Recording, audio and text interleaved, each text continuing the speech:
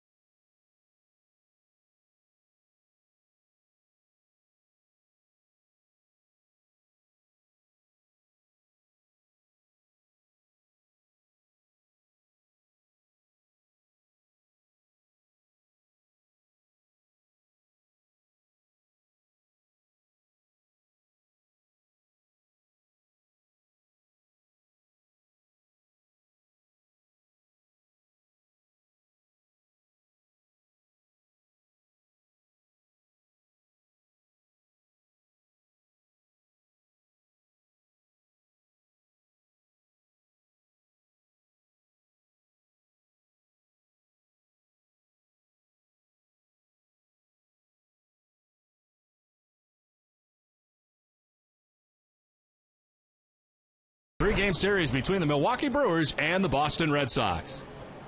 Hi again, everybody. I'm Don Orsillo, and welcome back inside the broadcast booth. Milwaukee Brewers are here as we start interleague play once again for the Red Sox, something they've been highly successful in over the years, and they've got a good stretch coming up against a lot of National League Central teams. It starts with the Brewers as we take a look at our road ahead, brought to you by Safeco Insurance. Tonight's game with the Brewers, making their first trip here since 2008, starts a stretch of 15 straight interleague games for Boston. Tomorrow's game with Milwaukee is now a night game because of the Bruins parade. Next up, Adrian Gonzalez gets to renew acquaintances with the Padres before the Sox head out on the road for a 9-game trip, which stops in Pittsburgh, Philadelphia, and Houston.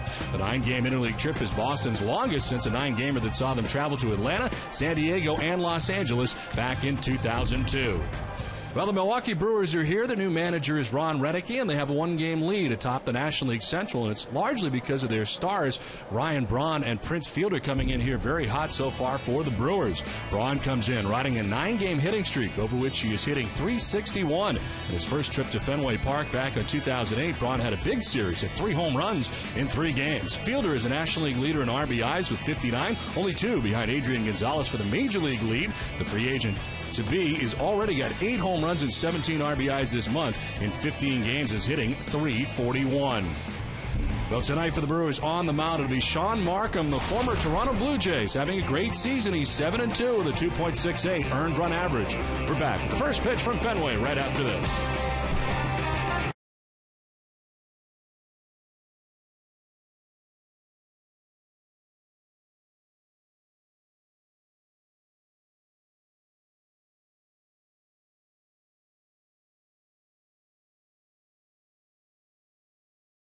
Defense is brought to you by Jordan's Furniture.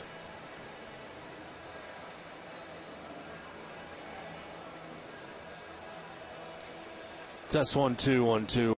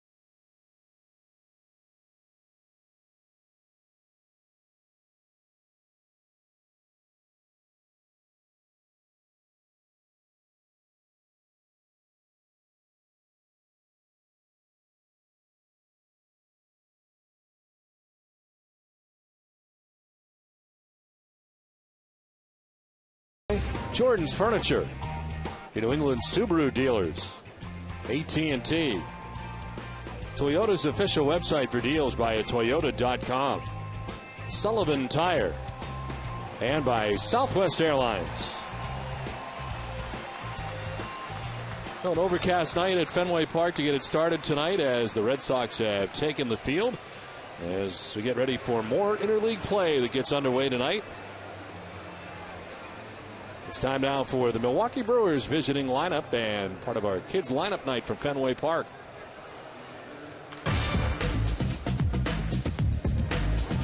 Thanks, Don. Hi, I'm Matthew Duma of Derby Line, Vermont.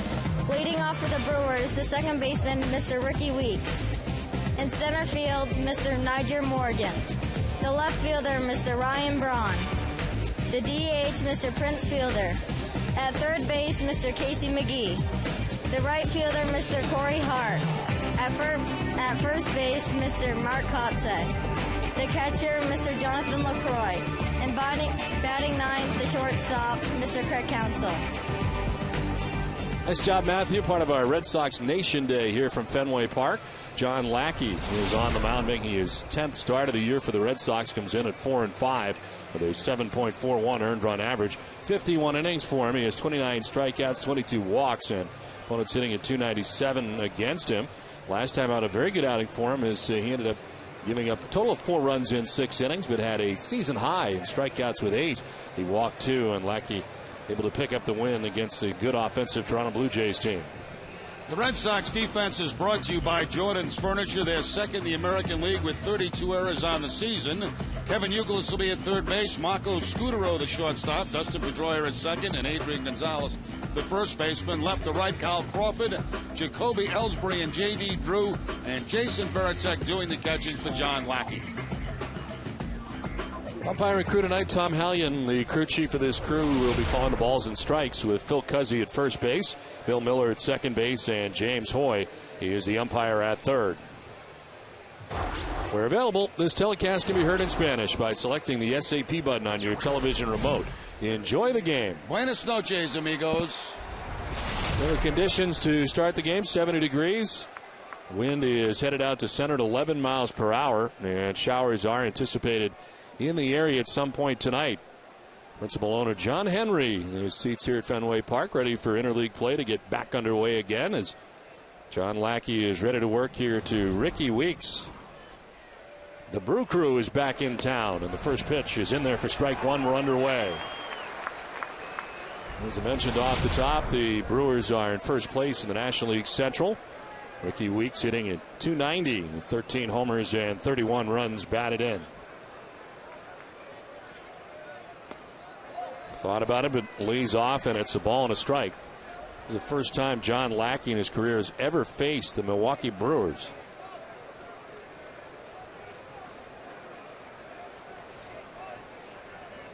John at home this year is 2-2. Weeks again thinking about it, but not swinging and taking ball 2. Yeah, the only batter in the lineup tonight that has any experience against John Lackey is Mark Kotsay. Most of that coming when Kotsay was a member of the Oakland A's. 2-1 is on the ground up the middle. Pedroia to the backhand, kind of skids and then throws to first base to get Ricky Weeks. Well, Dustin Pedroia going down to one knee to make sure he gets all the way down to the ground. Able to come up with it and throw out Weeks at first base. There's Pedroia going into the slide. Comes up throwing, and plenty of time at first base to get Weeks. One down in the first inning for Nyjer Morgan. Morgan off to a very good start for the Brewers as he's hitting at .333. 1 home run, 9 runs batted in. Nyjer Morgan has appeared in 33 games this year. He missed 29 games, was on the DL, a pair of stints on the DL, and shoots one out to right center field for a base hit. Ellsbury over to play it, but it's a 1-out single for Nyjer Morgan. Nyjer Morgan gets the fastball from John Lackey, shoots it into center field for the base hit. Fastball on the outside part of the plate, hooks it a little bit for the hit. Morgan at first base has 3 steals, but he's been caught twice. One down, Morgan at first base for Ryan Braun.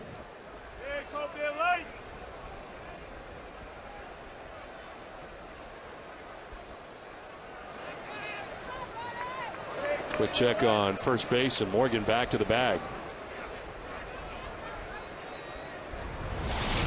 On at .312, 15 homers, 51 runs batted in.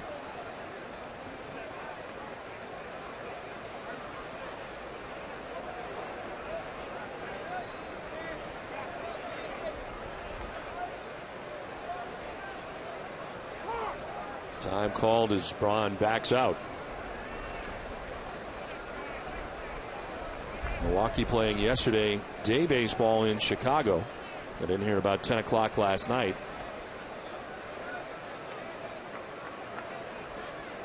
Seven-game road trip for them. As the pitch is in there for a strike, and it's 0-1.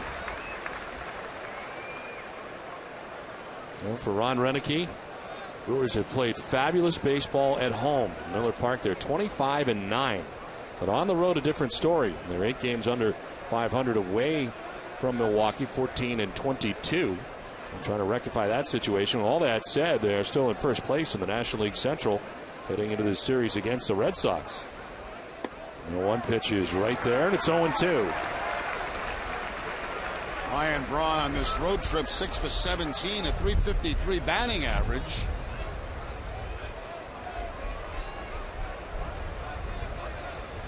They started the season on the road 5-14, and 9-8 since. Nigel Morgan at first base, 1 out in the first.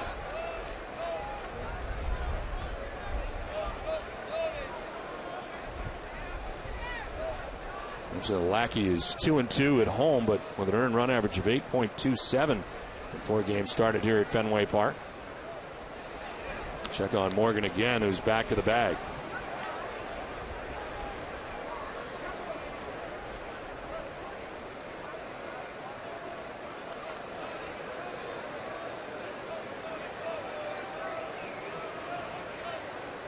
.324 against right-handed pitchers as he cranks this one foul off a right-hander. And it hangs at 0-2.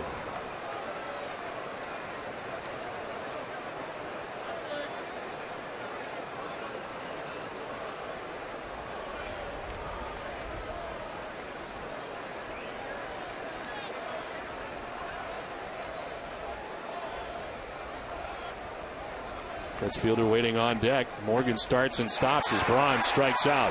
A foul tip into Veritek's mitt. 2 down. A cut fastball doing the honors that time for John Lackey to pick up his first strikeout. In his last outing, he had 8 strikeouts against the Toronto Blue Jays. That was a season high.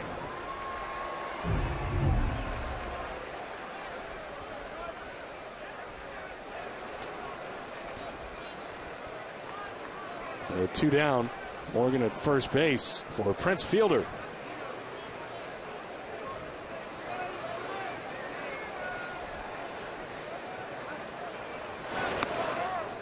And there for strike 1. Fielder hitting at .297. 19 home runs, 59 runs batted in.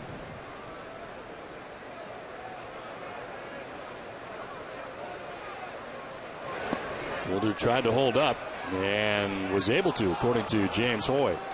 Once he gets that big swing started, sometimes it's hard to stop. But apparently he did. It's amazing when you look at Fielder's numbers, how little he strikes out. Only 35 times so far this season. This is a big power hit. Second in the league in home runs. And you look at his National League ranks. This one is fouled off, and it's 1-2.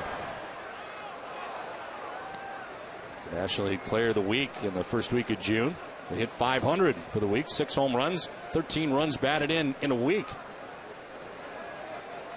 And the Red Sox have the shift on in the infield, very similar to what you see against David Ortiz.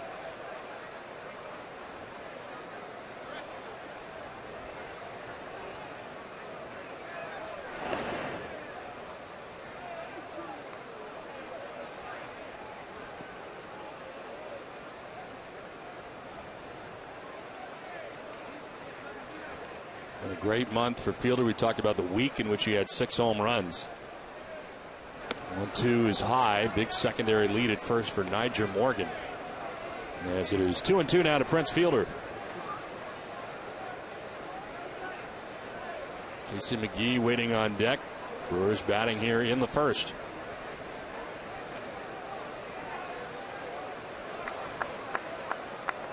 Fielder third in the franchise history in home runs, 211. As he gets jammed and lifts it down left field line, falling fast. Crawford's over, but it'll fall fair. Jump up into the seats for a ground rule double. Morgan will have to be stopped at third on the double for Fielder. He just muscled that out there, flipped it out there to left field. It jumps up into the seats. Yeah, that was a cut fastball that actually beat Prince Fielder, but he's able to somehow make contact and slice it down that left field line. One big bounce and up into the stands for the ground rule double. So that kind of helps the Red Sox and keeps the man at third base.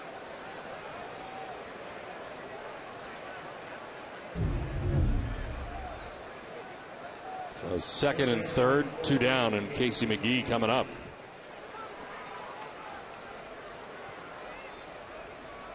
McGee, the third baseman, has been in 69 games. Out of 69 so far for the Brewers, hitting at .230 as he takes strike one. Last year named the Brewers 2010 MVP. Voted on by the Milwaukee Baseball Writers Association.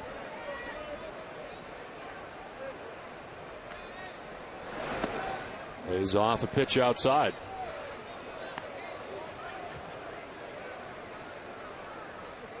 Dale Swaim, hitting coach here for the Milwaukee Brewers.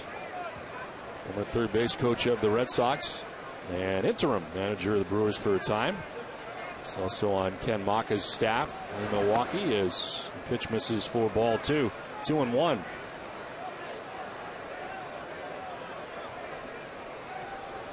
Brewers pitching has vastly improved with the addition of Zach Greinke and of course Sean Markham, who we will see tonight. Much different looking pitching staff than the one that Ken Maka had. 2-1 is in there for strike two.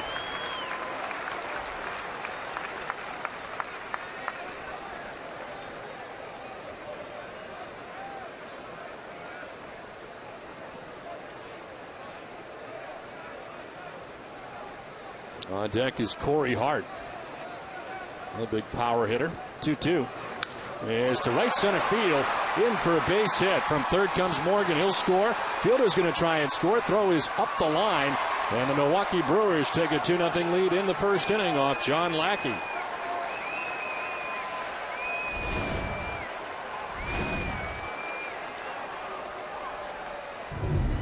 Now McGee gets himself a fastball right down the plate, a little bit high, about the top of the strike zone, and shoots the line drive into center field. Throw by Ellsbury's not going to be in time. The fake right there by Gonzalez will keep the runner at first base and out of scoring position. 6 RBIs now in the last 4 games for Casey McGee. And here's Corey Hart. Takes ball one up and away. Hart with 6 home runs, 19 runs batted in, go along with his .284 batting average.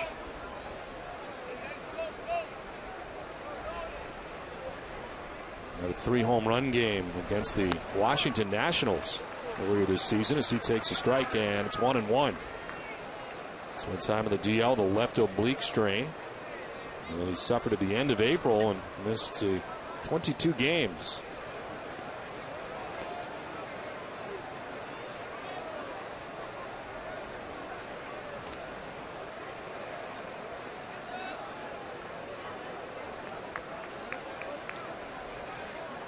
Quick start for the Milwaukee Brewers. Big 2-out, 2-run single for Casey McGee. Hart with a swing and a miss, 1-2. The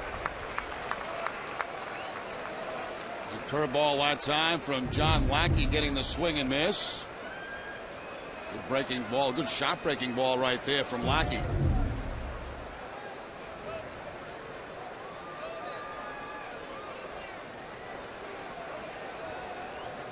Arcotse waiting on deck for the Milwaukee Brewers here in the first inning. This is down and away, 2-2.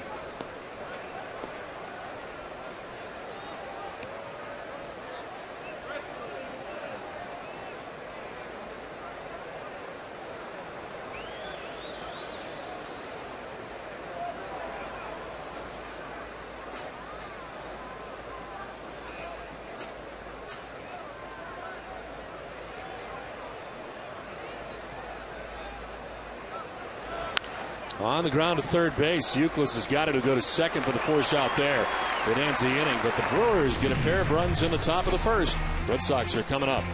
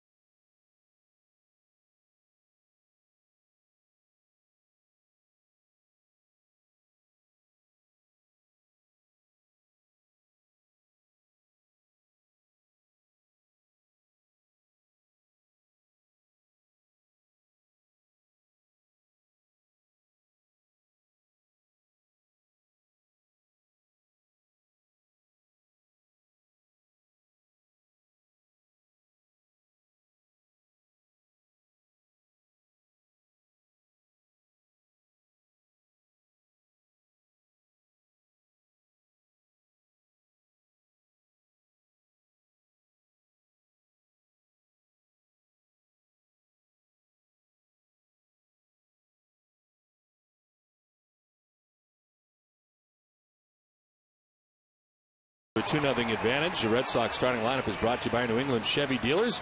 And one of our Kid Nation kids will give us the Red Sox lineup.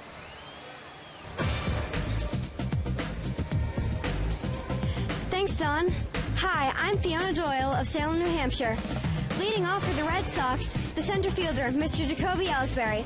At second base, Mr. Dustin Pedroia. The first baseman, Mr. Adrian Gonzalez. At third base, Mr. Kevin Youkilis. The designated hitter, Mr. David Ortiz. And left field, Mr. Carl Crawford. The shortstop, Mr. Marco Scudero. In right field, Mr. J.D. Drew.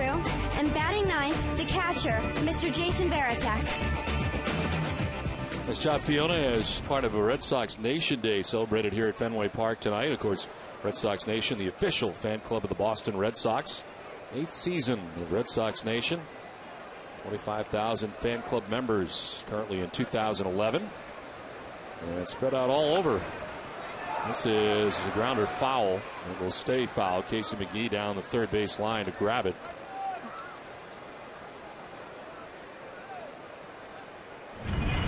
We had 33 of the governors across the nation here of Red Sox Nation, part of a pregame ceremony at Fenway Park. It's become quite a thing, hasn't it, Don? Unbelievable. 31 total states, 2 Canadian provinces were represented here at Fenway Park. And they are mixed in throughout this ballpark tonight. They've got the good t-shirts going on. This is to right field, deep and far for Ellsbury. Back goes Corey Hart at the bullpen. It's gone. Jacoby Ellsbury with a good start for the Sox in the bottom of the first. Home run number 8 of the year for Ellsbury. Second leadoff home run of the year for Jacoby Ellsbury.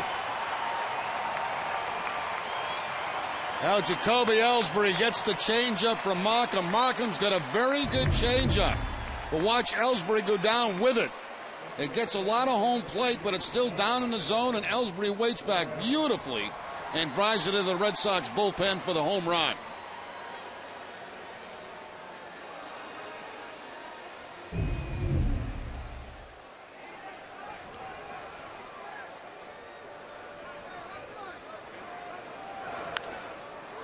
Pedroia pops it up, foul ground. That will get out of play behind the Red Sox dugout. Well, Hess and Hess Express are proud sponsors of the Red Sox and the Red Sox on Nesson. During the 2011 Red Sox season, Hess and Hess Express will donate $500 to the pediatric trauma program at Children's Hospital Boston for every Red Sox home run. Hess and Hess Express committed to helping the cause. 5th career leadoff home run for Jacoby Ellsbury. And the Red Sox cutting the lead in half for Milwaukee. Sean Markham on the mound tonight for the Brewers, the former Toronto Blue Jay, traded during the offseason. 29-year-old. And this is outside and in the dirt, 2-1. He is 5-5 in his career against the Red Sox with a 4.38 ERA. 11 starts. Here's his overall numbers, and they're very good. 7-2, 2.68 ERA, 83 Ks, 90 2/3, and opponents hitting at just 208. Pedroia hits it well to center field. Niger Morgan goes back and makes the catch as he runs onto the track for out number 1. The defense tonight for the Brewers, they're 10th in the National League with 39 errors on the season. Casey McGee at third base, Craig Counsell a shortstop, Ricky Weeks at second, and Mark Kotze at first. Ryan Braun, the left fielder. Nigel Morgan, the center fielder. Corey Hart, the right fielder. And Jonathan Lucroy doing the catching for Sean Markham. 1 out in the bottom of the first inning, and here is Adrian Gonzalez.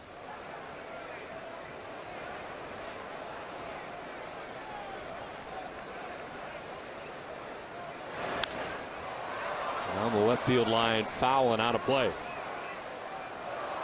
Gonzalez has faced Markham 3 times in his career. He's 1 for 3. That one hit a home run. His overall numbers are fabulous. 347 with 14 home runs, 61 runs batted in. Leads the majors, 61 RBIs. Leads the majors in extra base hits with 39. As he takes ball 1.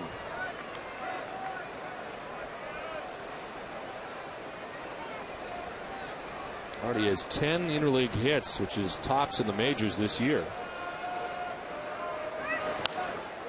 Sailed foul off to the left, out of play. The last time the Red Sox were at home, Adrian was close to the top in a lot of categories. He returns home from this 9-game road trip and leads in all of them. He's 13 for 29 on the trip, 4 doubles, a triple, 2 homers, 11 runs batted in. Sox won 8-1. 1-2 misses inside. Look at his overall numbers on the trip.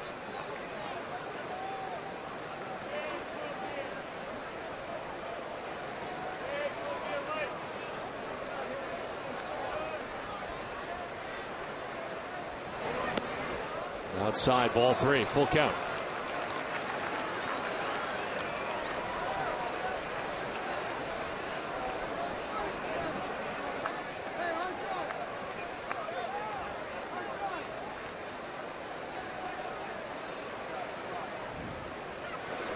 Three-2 is lined to left center field. It's in for a base hit.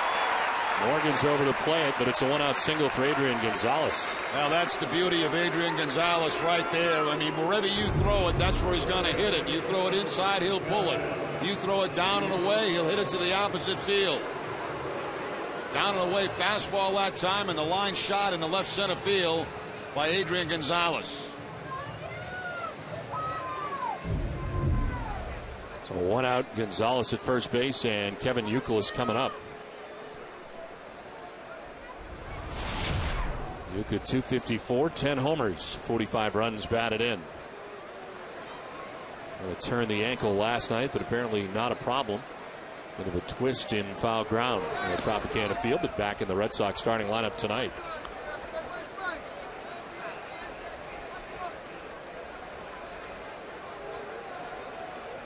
Darnell McDonald, who started in center field last night, gave Jacoby Ellsbury the night off, and Ellsbury with a home run here in the first inning tonight.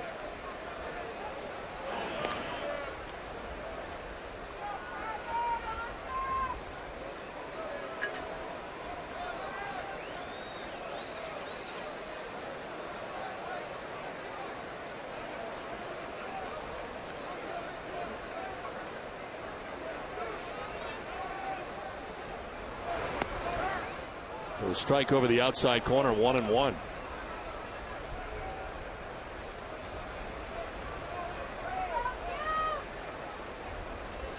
They really play Youkilis to pull in the infield, almost a shift to the left side. See where Ricky Weeks is, the second baseman, very close to the bag.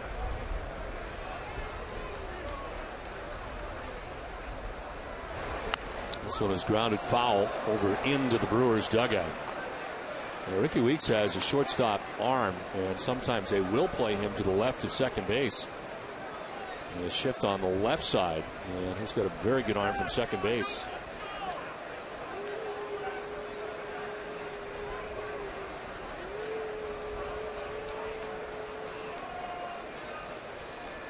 Ron Renicky, of course, on the coaching staff of Mike Scioscia for a number of years. He's produced Bud Black as well as Joe Madden off that staff.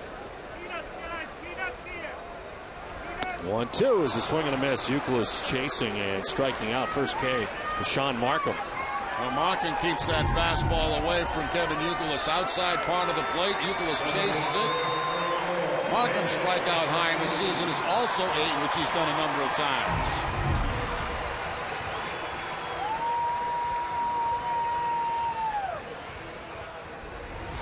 Two down, Adrian Gonzalez at first base, and David Ortiz coming up. 314 with 17 home runs, 44 runs batted in.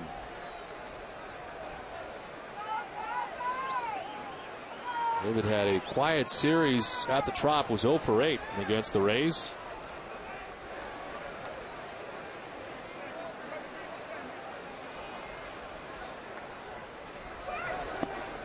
Outside, ball 1.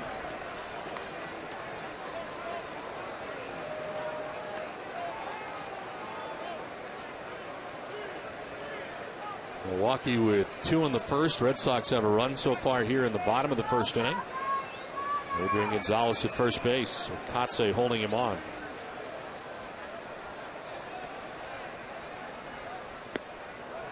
Two and 0. Plus the usual shift on Ortiz in the infield, but even in the outfield, they're playing him to pull. Nigel Morgan in center field, shading him toward right field. Big gap in left center field for Ortiz.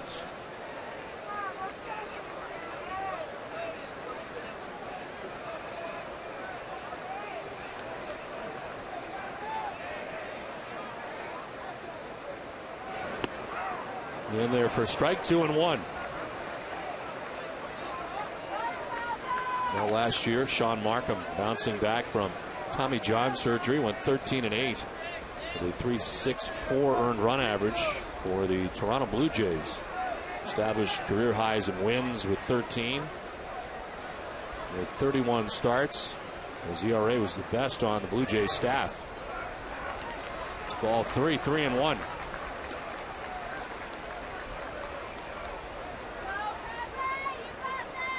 Markham a career 44 and 27 in the big leagues in 134 games.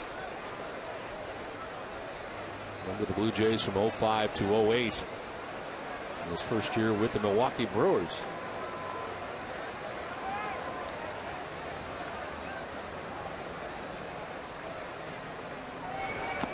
Swinging a foul tip. And it's full count, 3 and 2. Like a changeup again this time from Markham. It is. It stays up in the zone, but no contact by Ortiz. Or at least contact is a foul tip.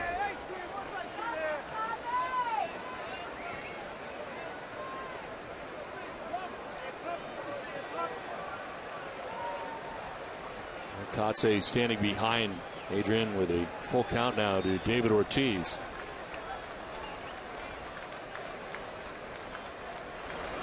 Ortiz lifts it down the left field line. Counsell going over, but it's back into the seats and out of play.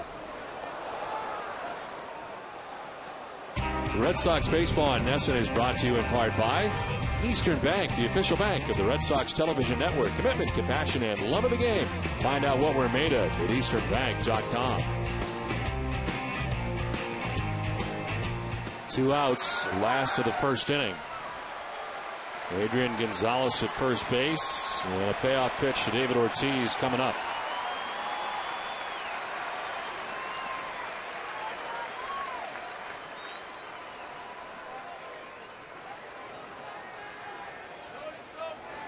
Ortiz fouls off another. And David upset he missed that pitch. He had a good fastball to hit right there. Fastball at about 89 miles an hour right down the middle of the plate. A little bit late on it.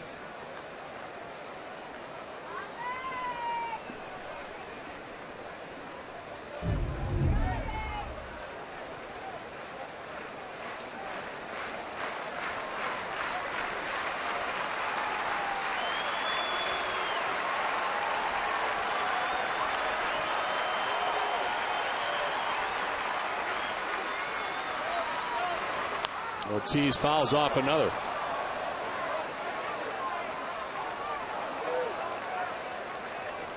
Well, LaCroix out to talk to Markham. Ninth pitch of the at-bat coming up for Big Papi. Markham giving up the leadoff home run by Ellsbury. Now working with 2 down, a runner at first, and a lengthy battle with David Ortiz. With Kranitz, who is the pitching coach for the Brewers, former pitching coach for the Baltimore Orioles. I'll remind everybody of the time change for the start time tomorrow night. We'll play night baseball from Fenway Park, game 2 of the series.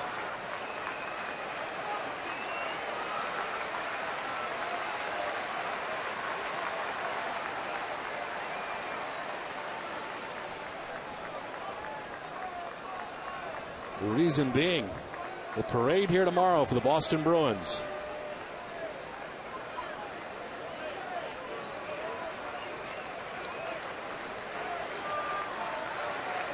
Three-two pitch to Big Papi. Line down the right field line. It's a fair ball. It's going to rattle around as Gonzalez being waved around third base. He'll come around and score, and this game is tied at 2. Nice at bat for David Ortiz, and it ends in an RBI that ties the game.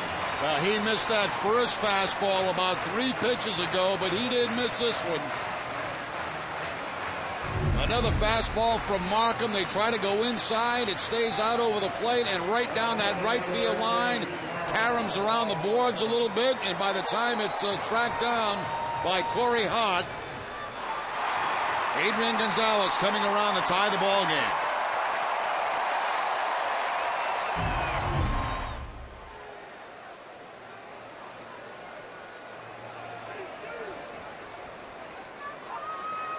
Now Carl Crawford with 2 down in the inning.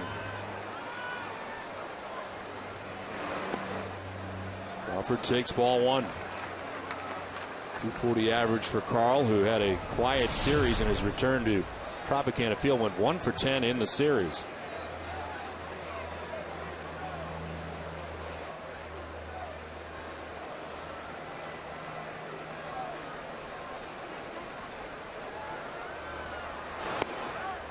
In there for strike 1-1.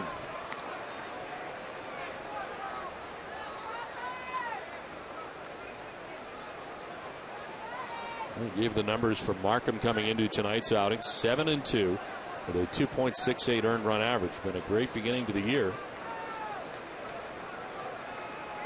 But having to throw 30 pitches in this first inning so far. The 30th is tap foul, 1-2. Last night's game, the Red Sox extended the pitch count for David Price, 33 first inning pitches, and that got a piece of Tom Hallion. Not a good piece either.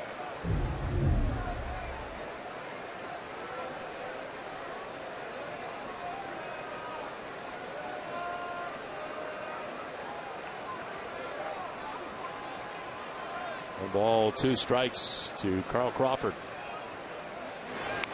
Reaches out, grounds it to McGee at third. Cross the diamond's going to be close, and they don't get him. He pulled off the bag. It's almost like McGee was surprised to see how fast Carl Crawford was. He looked up, and Crawford was almost to the bag. Crawford has come up lame and is limping as he gets past first base. So they're out to check on him. Grabbing the back of his leg, the hamstring area. Ground ball toward third base, right toward the bag, and Casey McGee comes up throwing. Crawford hustling all the way, beats the play, but then comes up with a hammy, it looks like, after he crossed first base.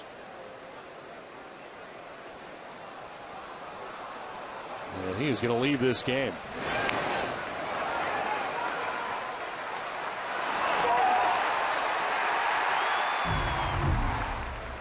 So Crawford departs, and that does have the look of a hamstring.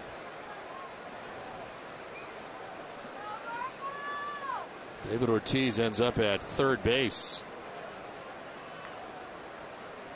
And it'll be Darnell McDonald who will pinch run and take over in left field for Carl Crawford.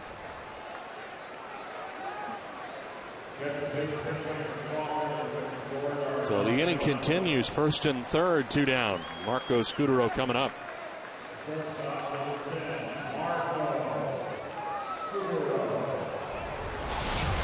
278 with a home run and 10 runs batted in.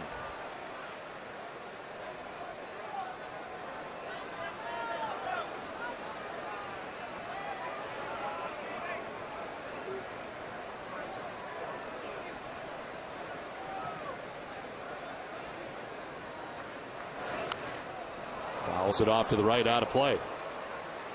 Well, Scutero, a one-time teammate of Sean Markham up there with the Toronto Blue Jays.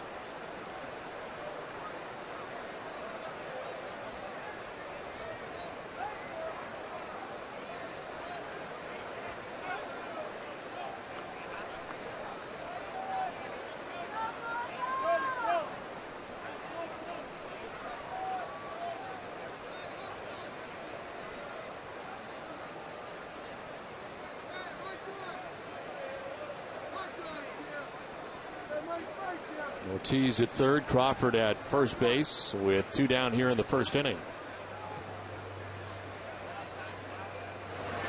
This is fouled back, and it's 0-2.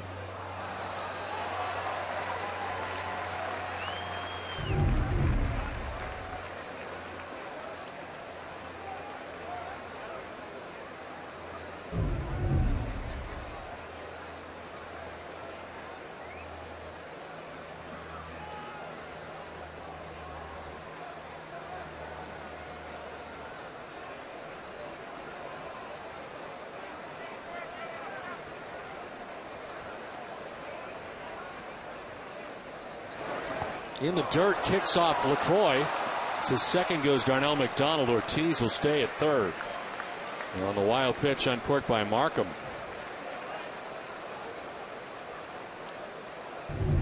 Now LaCroix tries to block this ball, does somewhat, at least keeps, well, block it. I guess the ball found him, found his mask as it bounced up. Darnell McDonald able to get to second base, but Ortiz remains at third, had no chance of scoring. This will be the 35th pitch of the first inning for Sean Markham. Second and third, 2 down. John Lackey has been waiting 23 minutes after he gave up 2 runs in the first. Red Sox have taken care of that. They tied it up, now looking for more as Markham misses down and away.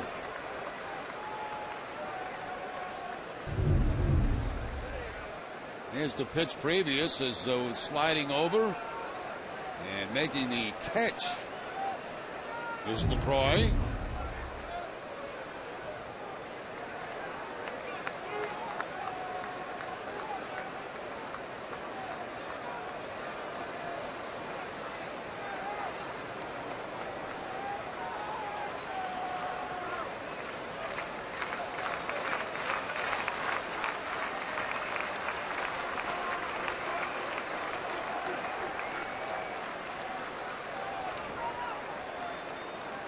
Ortiz at third, McDonald at second, 2 down.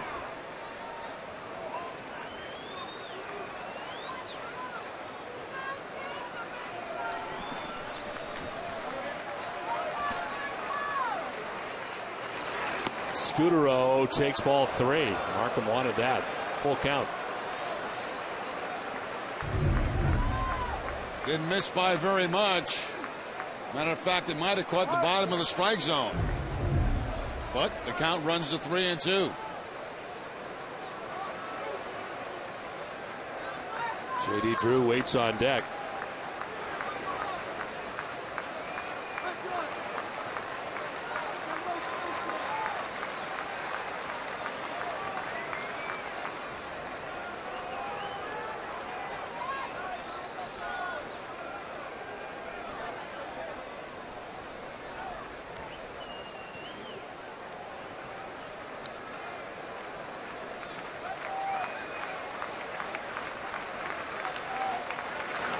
Scudero takes ball 4 and heads down to first base.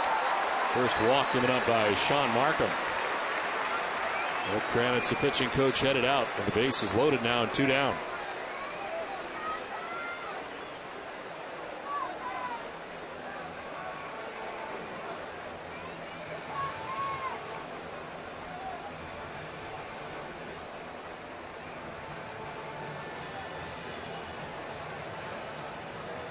Nesson is making your couch the best seat in town for the Bruins rolling rally tomorrow. Our coverage begins at 8 a.m. with a replay of Game 7 against Montreal and Nathan Horton's heroic overtime winning goal. At 10, we go live to parade coverage with Catherine, Nauko, Brick, Barry, and TC. And wrapping up the day at 1, relive the Bruins' vengeful sweep of the Flyers with the series clinching Game 4 replay. Throughout the day, keep your eye on Nesson.com/Bruins for even more parade coverage. And merchandise is off the charts for the Bruins over the last couple of days. Parade which will start at the Garden and end at Copley Square. Bases loaded. 2 down in the inning for J.D. Drew. Red Sox have tied the game now, looking for more against Sean Markham.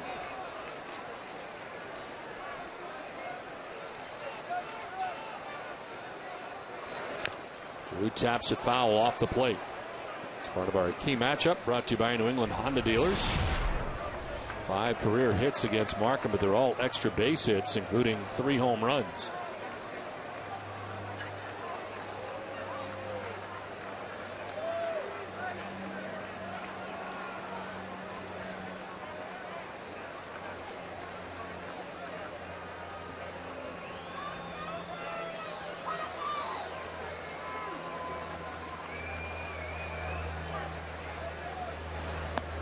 Up and away, 1-1.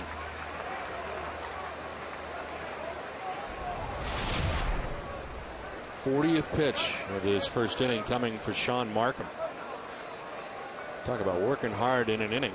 He's doing it right now. Game is tied. He had a 2-0 lead coming in. It's now 2-2 and trying to work out of a bases loaded jam now. Swing and a miss. Changes up and it's 1-2. Now, without doubt, that's Markham's best pitch, his changeup, and he will go to that an awful lot during the course of a ball game. Good one there to J.D. Drew.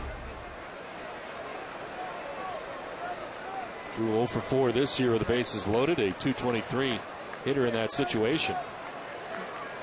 Ortiz, McDonald, and Scudero on the bases. Drew taps a breaking ball foul.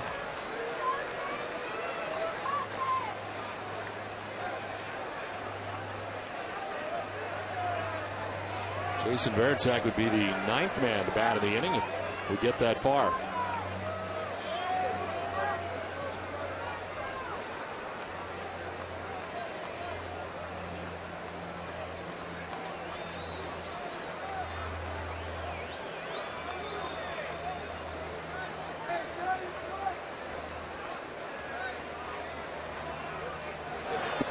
It's outside, 2-2.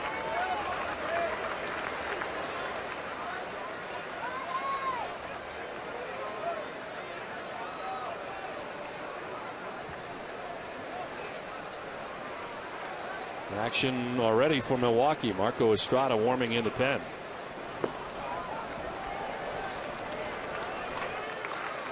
Two-two pitch to J.D. Drew. Outside, ball 3. So here we go. 2 outs. Bases loaded. Full count. Everybody in motion.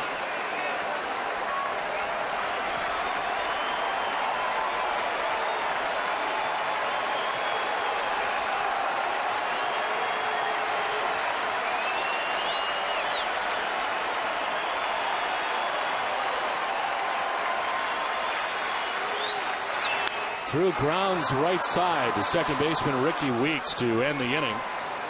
And out of trouble is Markham. The Red Sox scored twice in the inning and tie the game 2-2.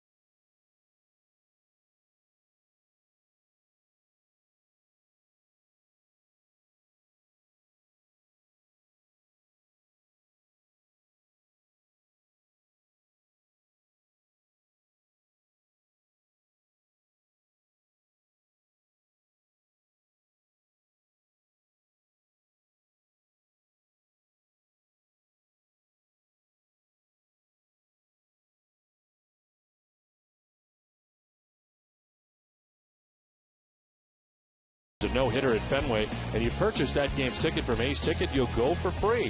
Visit aceticket.com for more details.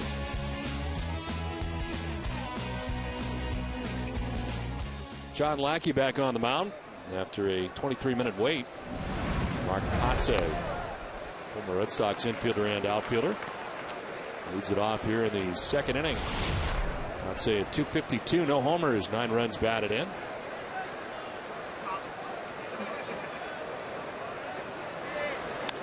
It's jammed and pops it up. Scudero out on the outfield grass makes the catch. First out of the second inning. Well, after Carl Crawford left with a hamstring situation, Darnell McDonald ran for him, now takes over in left field. 1 out in the second inning. There's Jonathan Lucroy coming up.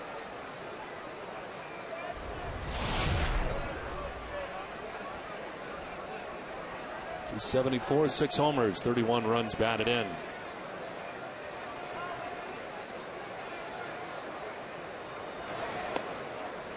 There's strike one. Chairman of the Red Sox, Tom Werner, who's part of our pregame show, taking in the game today. And there for strike two, 0-2. He's got a great view for the parade tomorrow. Passes right by the apartment Tom has here in Boston, so he'll get a chance to watch it on TV. Well, actually in person. Just stick your head out the window. Swing and a miss, and Lucroy strikes out. Much better start to this second inning for Lackey than the first. He picks up his second K.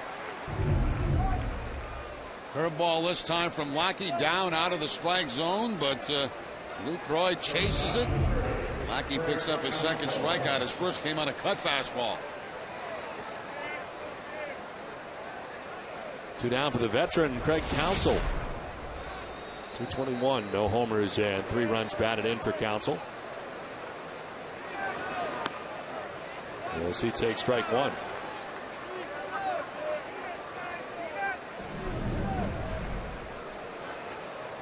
Craig Counsell is the all-time franchise leader in pinch hits. He's got 37, and he's pinch hit 148 times over the years. Milwaukee Brewers.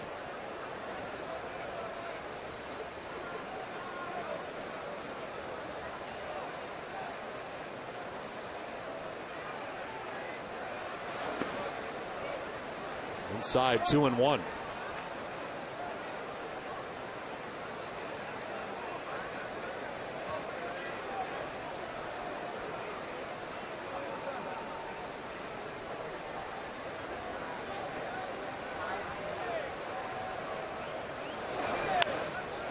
To short, Marco Scudero on the run. Low throw dug out by Adrian Gonzalez. It's a 1-2-3 second inning for Lackey. Game tied 2-2.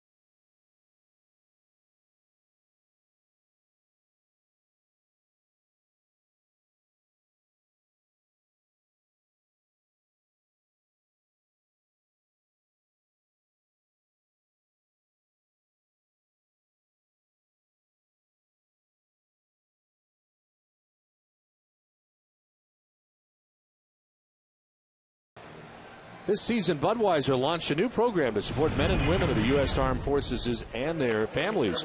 For every home run hit during the 2011 Major League Baseball regular season, Budweiser will donate $100 to the Folds of Honor Foundation, which provides post-secondary scholarships to families of military personnel who've been killed or disabled in the service of our country. Before the game tonight, the Red Sox recognized Budweiser's Here to the Heroes home run program. Vice President of Operations for the Folds of Honor Foundation, Colonel Bruce Boston Butters, was joined by scholarship recipients from right here in Boston, Charles and Carolina Sabatier and their sister Danielle.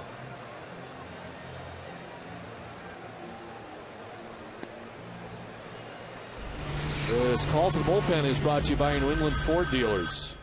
And already the Brewers are into that pen. Sean Markham may have injured himself as he threw 44 first inning pitches. Marco Estrada comes in, his 19th appearance, 1-3 with a 4.65 earned run average, 35 strikeouts and 40 2/3, and opponents hitting at 245 against Estrada.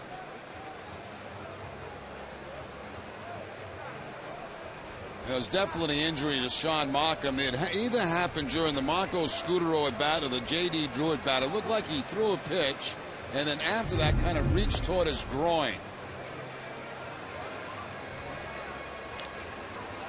And it happened before that. That was the last play of the inning where he had to run the first base, but he was having problems prior to that. It was after a pitch that he threw. You could see him reach down and crying. Something grabbed at him, and obviously having to lead the ball game early.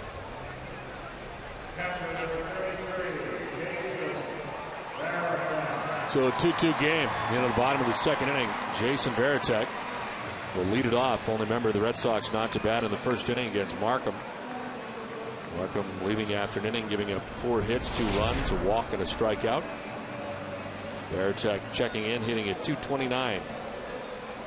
And tonight catching John Lackey. They've been Saltalamacchia doing the bulk of that lately, but Terry Francona switches it up tonight. Varitek does the job.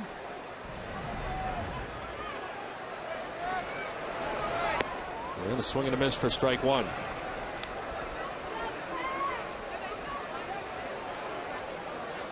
Jason 3 for 12 on the road trip and a home run and 5 runs batted in.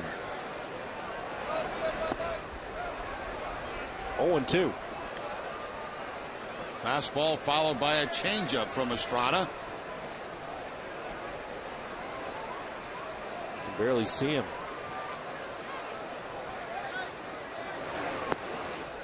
Just misses. 1-2.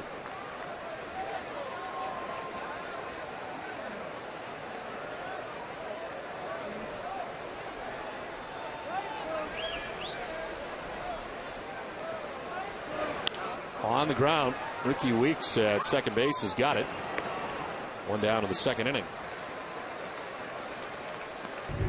Take one more look at the Markham injury as he comes off the mound against J.D. Drew. You can see him limping right there, flexing his left leg.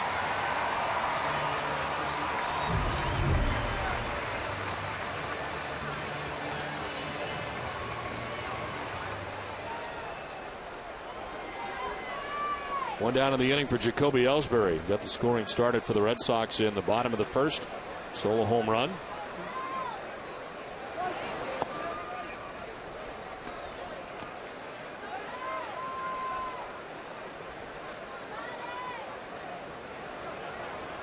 Ellsbury, the American League Player of the Week last week. Flips it to left. Braun comes in and makes the catch for the second out of the inning. It's time now for the Coors Light Cold Hard Blast, and Jacoby Ellsbury coming to bat with the Red Sox trailing 2-0 in the game, and he takes it out of the yard into the bullpen. Frost brewed Coors Light, the world's most refreshing beer. Second leadoff home run of the year for Jacoby Ellsbury, and he flies out this time to Ryan Braun. Here is Dustin Pedroia, who takes strike one.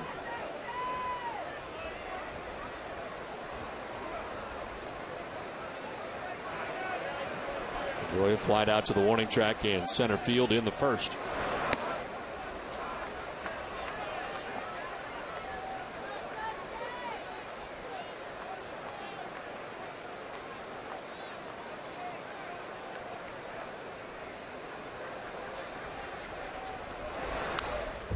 This one fouled straight back, 1-2.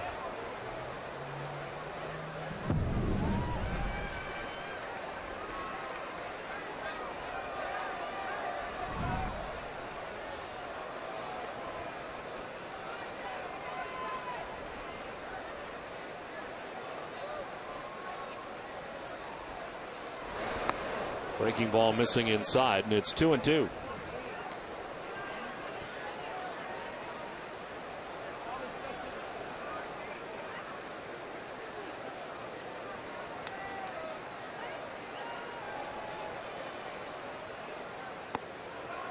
Full count now. First time the Red Sox have seen the Brewers since 2008, when the Red Sox swept a 3-game series against Milwaukee here at Fenway Park. In interleague play, the Red Sox were 5-1 against Milwaukee all time. Red Sox took 2 out of 3 at Miller Park in Milwaukee back in 2003. The Milwaukee Brewers, a one-time American League team at Old County Stadium. Until 1997. Return to the National League. 3-2 is ball 4, and down to first goes Pedroia. First walk given up by Estrada, second by Brewers pitching in the game.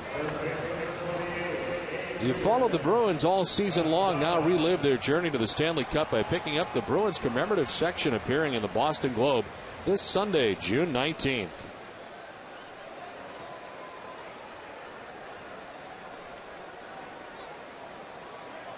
Two outs here in the second inning. Pedroia at first base, and another chance for Adrian Gonzalez, who singled in the first inning.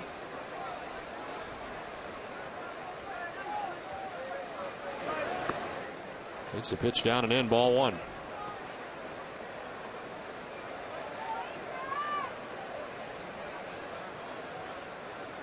Gonzalez sitting at .349, 14 homers, 61 runs batted in, and a single in the first inning.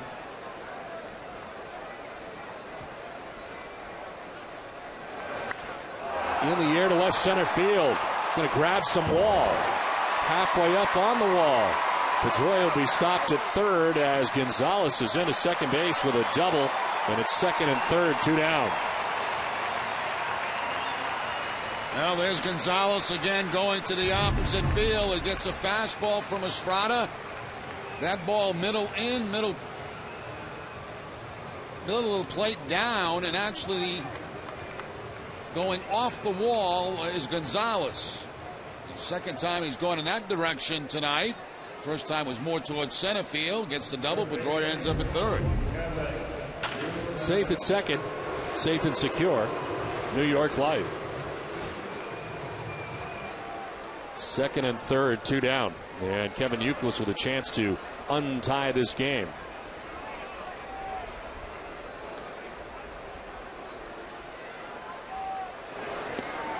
Breaking ball over the inside corner for a strike. Youkilis struck out swinging in the first inning. That was against the Brewers starter Sean Markham.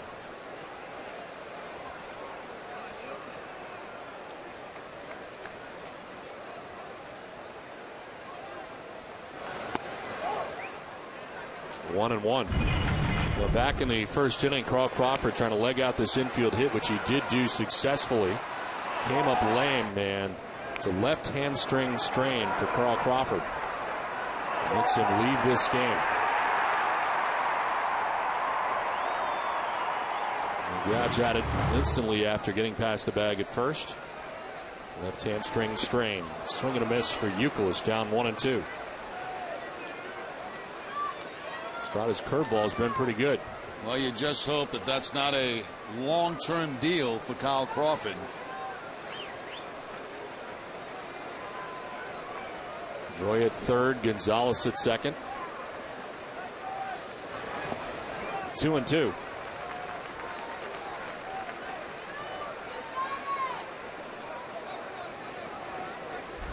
Big Papi waits on deck. Red Sox trying to get something done here with 2 outs in the inning.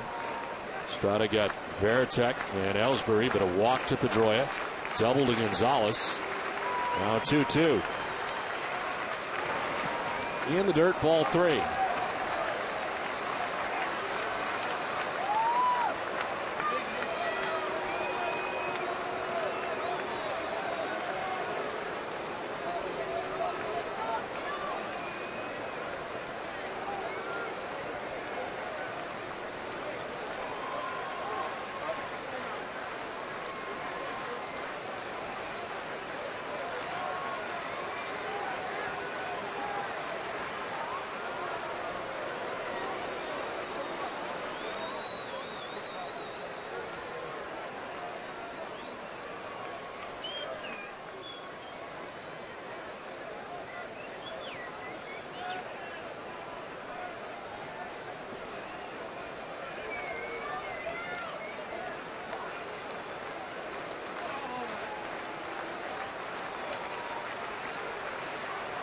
3-2 pitch to Kevin Youkilis. Line to right center field. It's in for a base hit. From third comes Pedroia. Here comes Adrian Gonzalez. 2 runs are in, and the Red Sox lead it 4-2. A 2-run single with 2 down in the inning for Kevin Youkilis puts the Sox on top.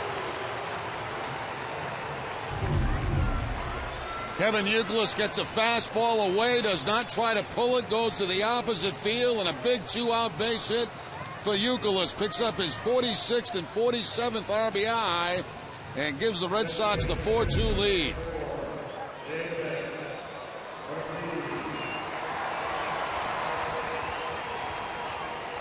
So 2-out damage here in the second inning for Boston. All started with a walk to Dustin Pedroia.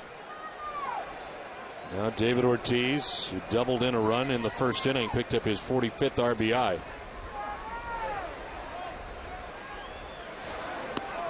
There is strike 1.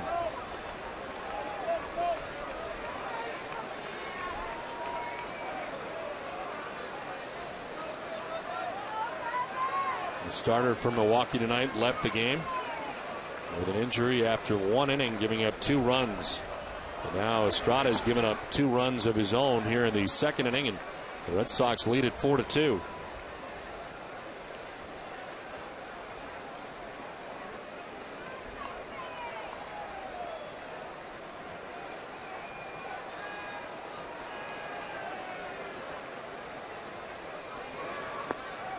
Strike 2, 1-2.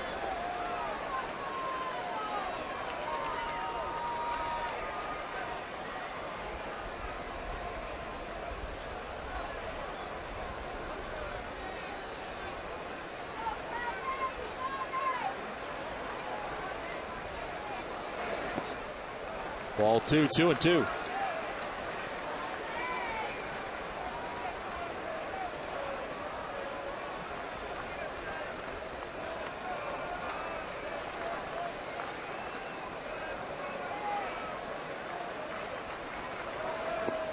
Ball 3, full count.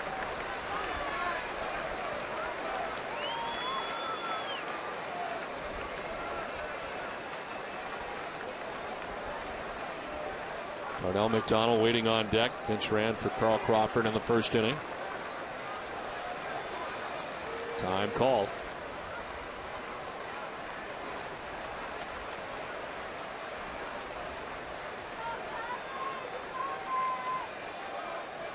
Seven full counts for Brewers pitching in the game.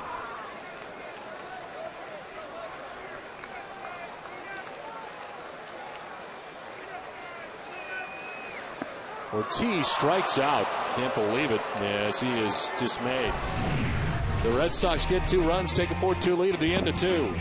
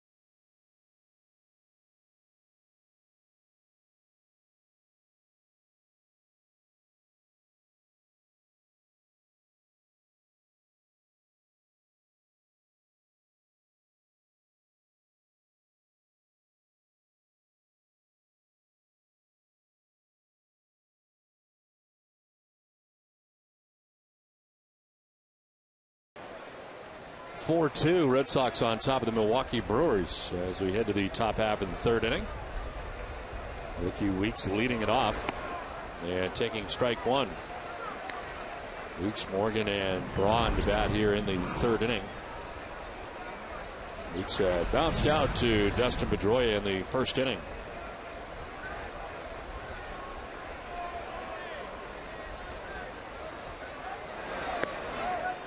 In there for strike two, 0-2. Weeks didn't think so. Home plate umpire Tom Hallion still talking it over.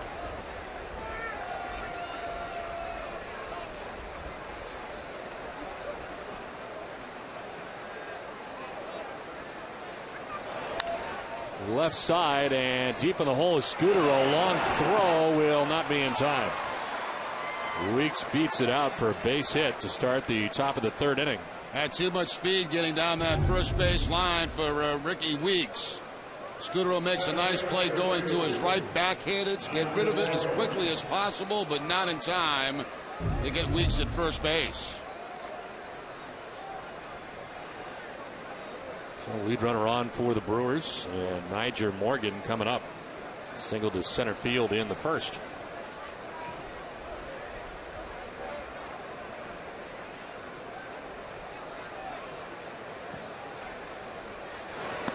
Tries to bunt and apparently didn't offer at it. Ball one.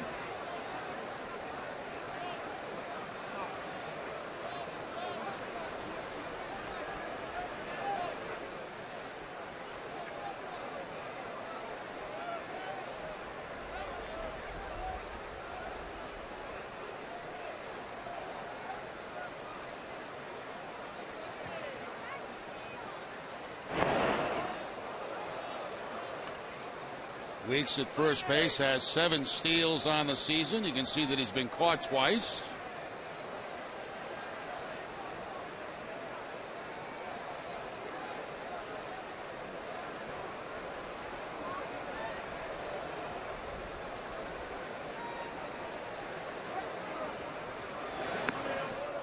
Pulls back, takes ball 2, 2-0.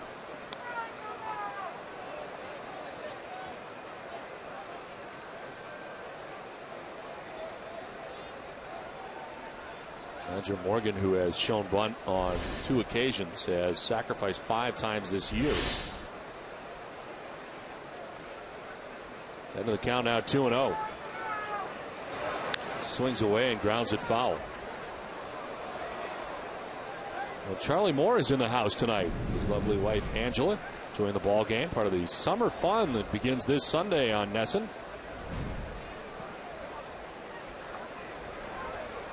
Fishing time again. Best part of the summer to get it going.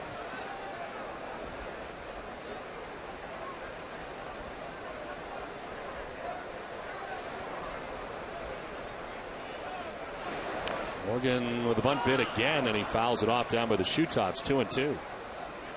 You should go out fishing with Charlie, Don. I have.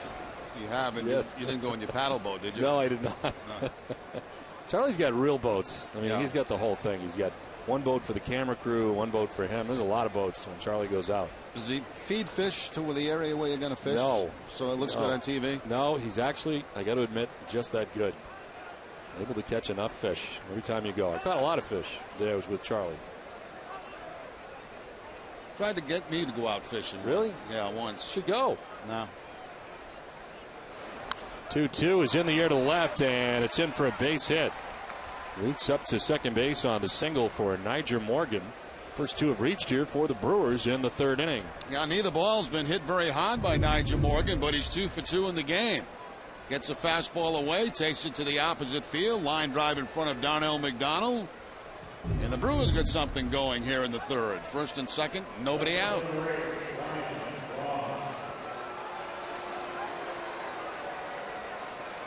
And Jason Varitek out to talk to Lackey here. 2 on, nobody out. And the very difficult part of this lineup coming up for Milwaukee.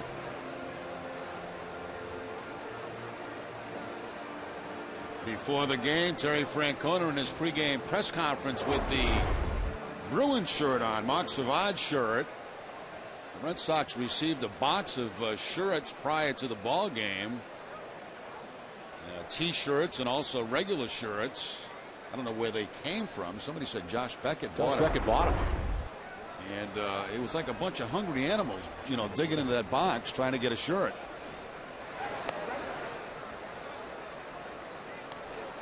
Tito admittedly knows absolutely nothing about hockey. Absolutely nothing. Nothing. Can't figure it out.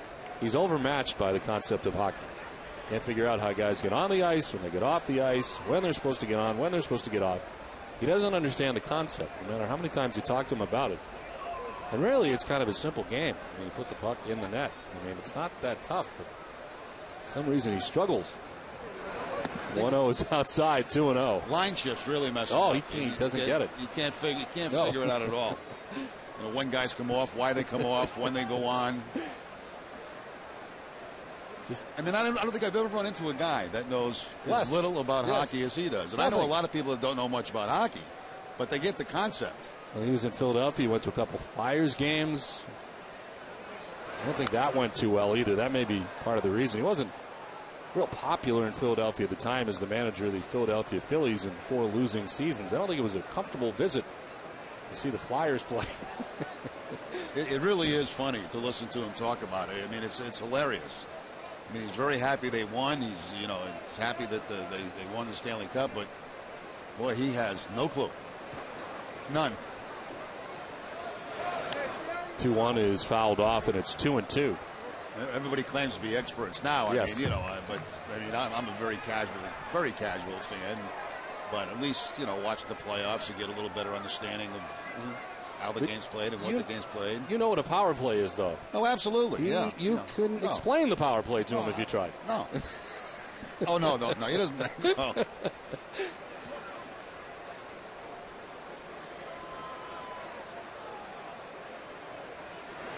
This is down the right field line towards the pole, but bending foul. Don't just beat the heat this summer. Annihilate it. Hurry into Cumberland Farms Chill Zone today and fill up on your absolute favorite fountain or frozen beverages for just 79 cents. Any size, any time. The Chill Zone, only at Cumberland Farms.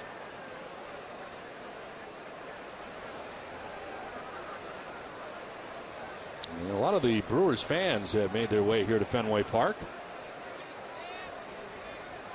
Not quite the contingent we saw from the Chicago Cubs when they were in town for the first interleague series of the year. 2-2 is outside, full count.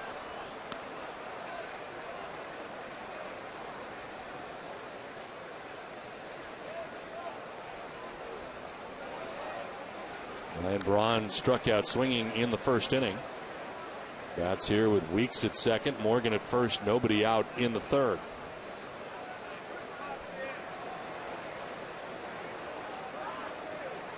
Pedroia cheating in from second base. As Braun reaches out, flips it into right, and that's going to fall for a base hit. And load the bases now for Milwaukee. 3 straight hits in the third inning off John Lackey. Nice job there by Braun, too. He got a curveball from Lackey, not that bad a pitch. And he just reaches out and punches it to the opposite field for the base hit. Watch the location of the breaking ball down off the plate. Now, that's not a bad pitch at all, but Braun does a great job to get out there and serve it into right field for the base hit.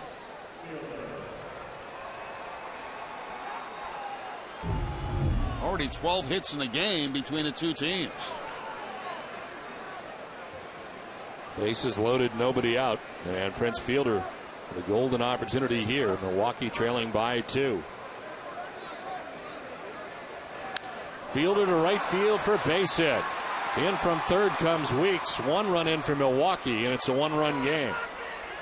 4-3, Red Sox on top. Brewers have 4 straight hits here in the third inning.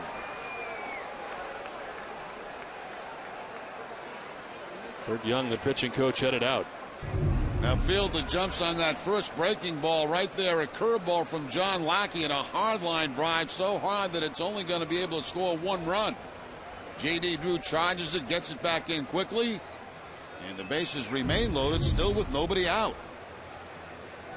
Prince Fielder joining Adrian Gonzalez, only 2 players as they stand side by side with 60 or more RBIs in the majors.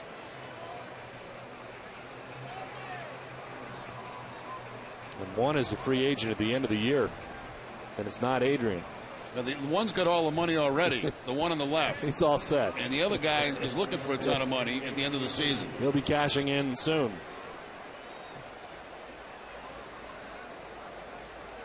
So base is loaded, nobody out.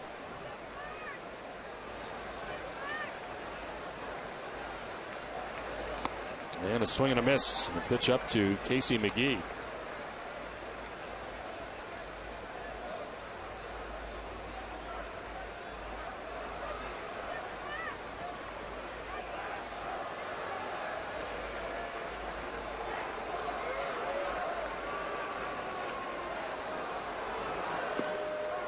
In there for strike 2, 0-2.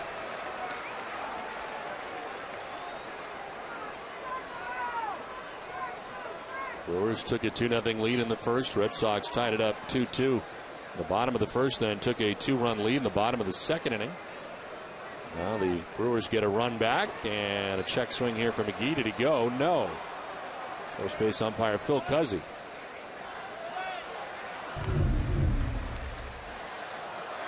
Take a look from the side. Looks like a good call from Cuzzy at first base.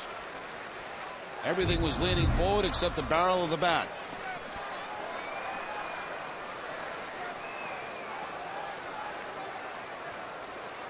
One-two pitch is diving at second is Pedroia. The second for one to first for two. It starts with Pedroia, and they're able to turn it. Milwaukee gets the run, and the game is tied 4-4. But what a play by Pedroia at second base to get it started. Oh, the Red Sox will gladly take this exchange, and you're right, Don. What a play by Dustin Pedroia at second base. Outstretched, going to his left. Hard hit ball, exploding.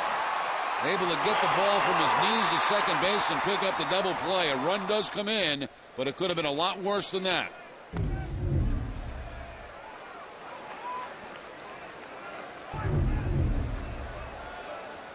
There's a reaction from Pedroia after he watches the completion of the double play. Now Corey Hart trying to bring in the go-ahead run for Milwaukee. Red Sox had a 4-2 lead, but John Lackey gives it right back.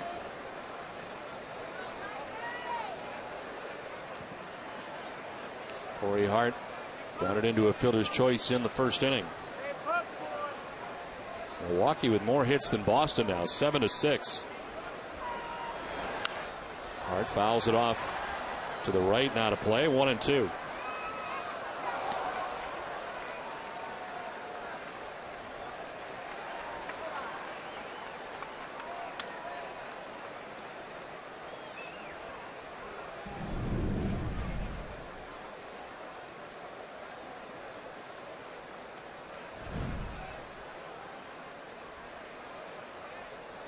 Swing and a miss. Lackey strikes out Hart to end the inning. But the Brewers get 2 runs and tie the game 4-4.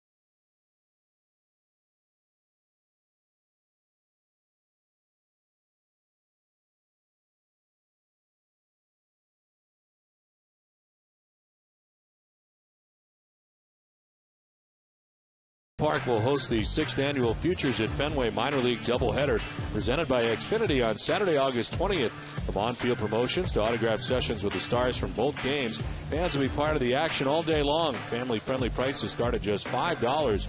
Visit redsox.com/futures to get your tickets today. Last half of the 3rd inning back at Fenway Park. Game tied now 4-4.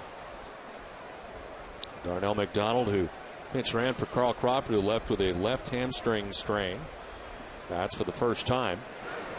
And rips it foul back into the seats.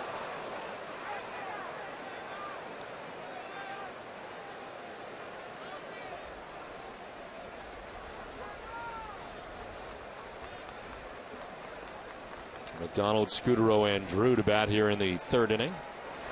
Marco Estrada out there for his 2nd inning of relief. Sean Markham leaving the game with an apparent injury after 1 inning and 44 pitches in the 1st. This is to left and will hang up long enough for Braun to make the sliding catch. Nice catch by Ryan Braun.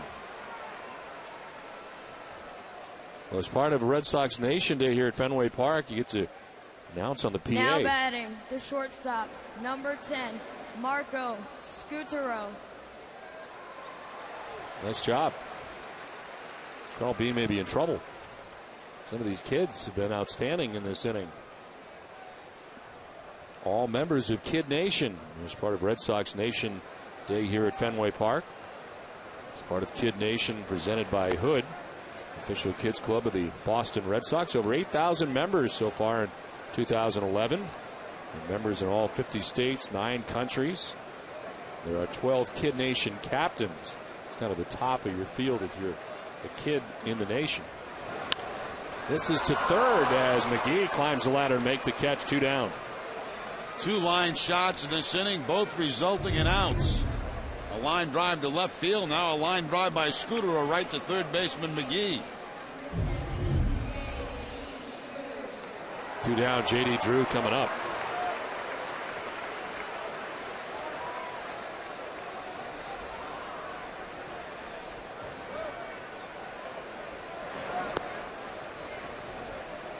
So 2 down here in the 3rd inning. J.D. Drew grounded out to 2nd base in the 1st. Well, the Red Sox Nation Day here at Fenway Park, and a great t-shirt to go along with it. A lot of the fans are wearing them throughout the ballpark if they're part of it. The logo on the back and the date that indicates this great day here at Fenway Park. We're talking about the Kid Nation kids also. I mean, they're not just part of the club. They do stuff too. Exactly. They do a lot of stuff. I got my shirt. I got it hanging into my sport coat so I don't forget it when I go home. It's in the air to center field. Niger Morgan back to the track, makes the catch. It ends the 3rd inning. We play 3 from Fenway, tied 4-4.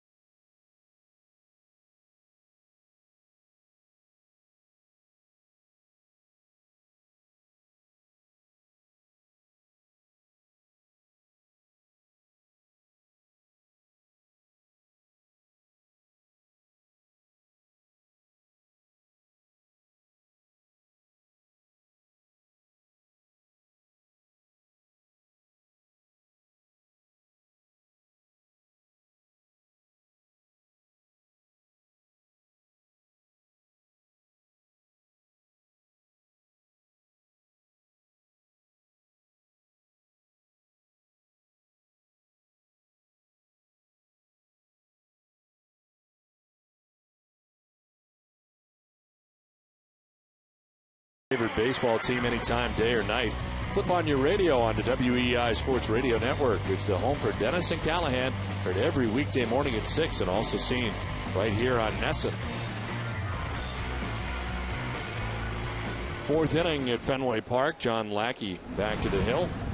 Mark Kotze leading it off, grounding one on 2 hops to Pedroia at second base. 1 pitch, 1 out in the fourth inning.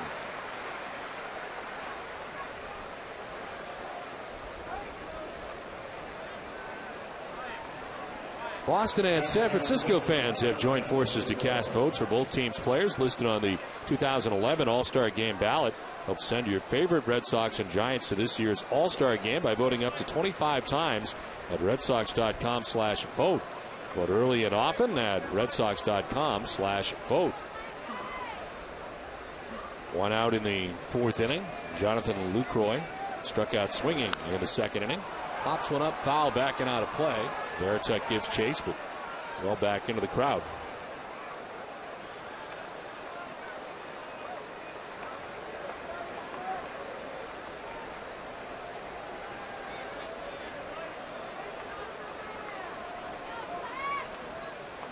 Jonathan Lucroy starting tonight.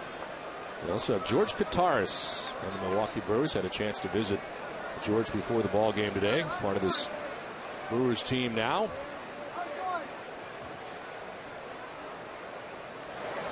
This is back under the glove of Lackey, and Pedroia gets it, throws it, and gets him. Dustin Pedroia putting on a defensive clinic tonight at Fenway. Yeah, he's putting on quite a show here early in this ball game defensively. He's showing the Milwaukee Brewers what we get to see just about every day. Here's a couple of the plays. First of all, starting the double play last inning to really stop a big inning, and now behind second base, the quick release, the strong throw, and the out at first base. That is a tough throw to make when you got your back to first base. You got to turn toward the outfield and then back in a position to get to throw to first base. Very difficult. So 2 down here in the fourth inning. Assists on both in this inning for Dustin Pedroia. Craig Counsell, number 9 man.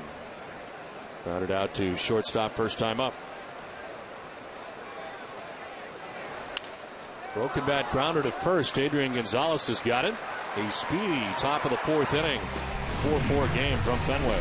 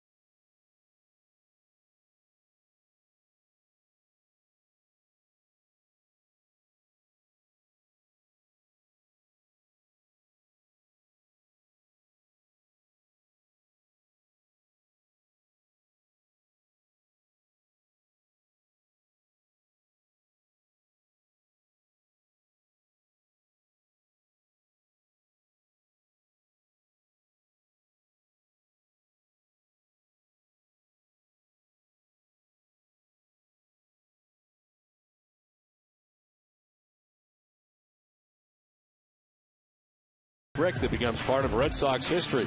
Your unique message will be engraved onto a brick placed inside the ballpark concourses at Gate B or Gate C. You'll also receive a free replica of the brick with a custom case to proudly display it at home or in your dad's office. Bricks are available in limited quantities, so visit redsox.com/bricks to get your brick today.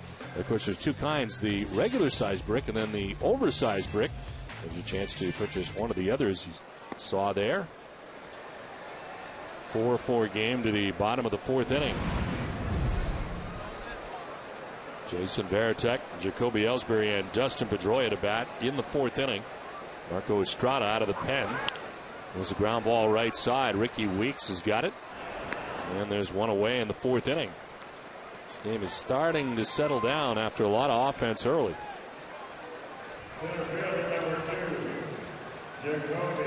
Red Sox Nation, if you need medical care at Fenway Park, visit Beth Israel Deaconess First Aid Stand behind Section 12. Beth Israel Deaconess Medical Center is the official hospital of the Boston Red Sox. Visit them at bidmc.org.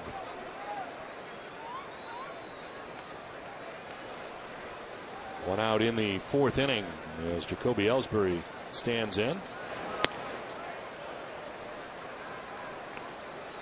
You may have seen Jerry Narron standing next to manager Ron Renicky, a former member of the Red Sox coaching staff.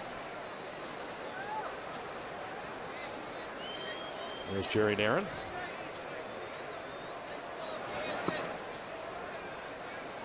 On to manage the Cincinnati Reds after leaving Boston. And now the bench coach for Ron Renicky and this Milwaukee staff.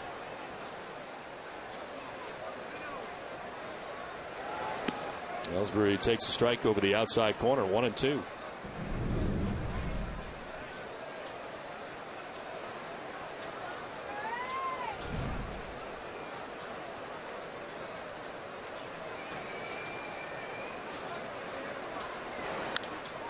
In the air to right center field. Niger Morgan from center, Corey Hart from right. It's Hart makes the catch, 2 down. Well, we have some pictures as part of this Red Sox Nation Day. Some fans from around the country and internationally. All part of the nation. We'll see some more as we go along in this game. And in 31 states, 2 Canadian provinces are represented.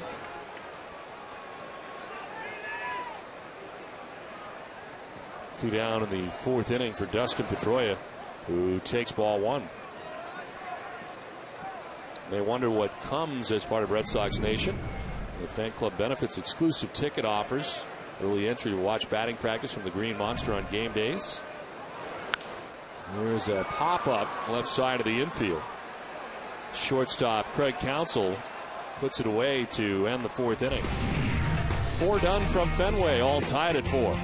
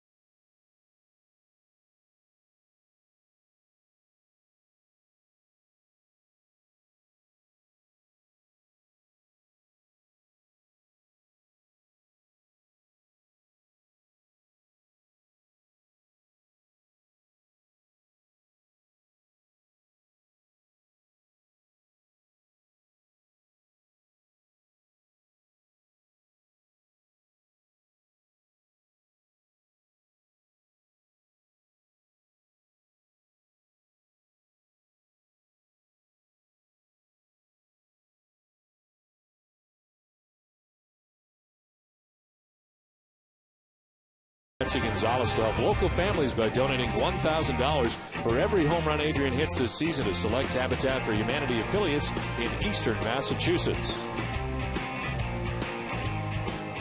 4-4 game as we head into the top half of the fifth inning back at Fenway Park. Ricky Weeks, Niger Morgan, and Ryan Braun to bat.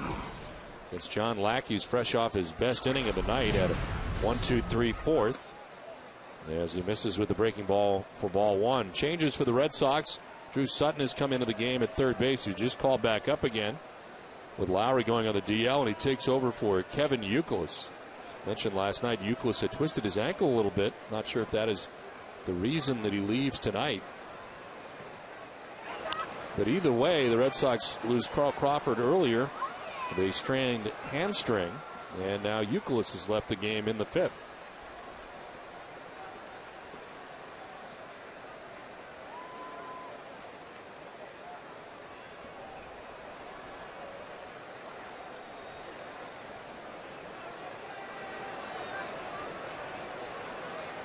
Weeks has grounded out to second base and reached on an infield hit.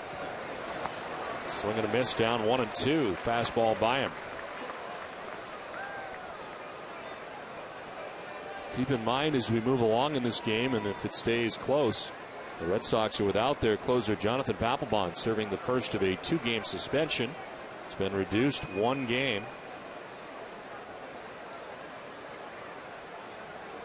Originally had been handed out as 3. He appealed and turns out to be 2, and it starts tonight.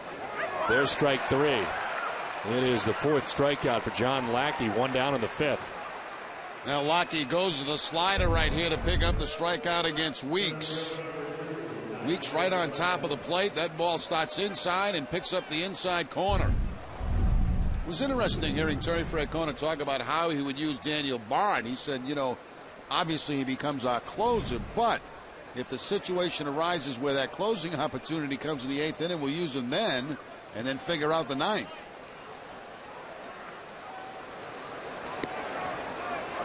One showing by Morgan, but takes a strike. It's 0-1.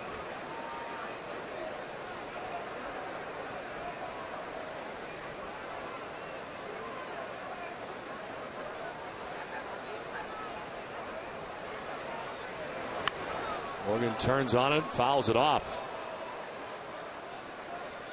It's time now for tonight's AT&T trivia question. Question is, which 3 Cy Young winners since 2003 have played for the Brewers? The answer for you a little bit later.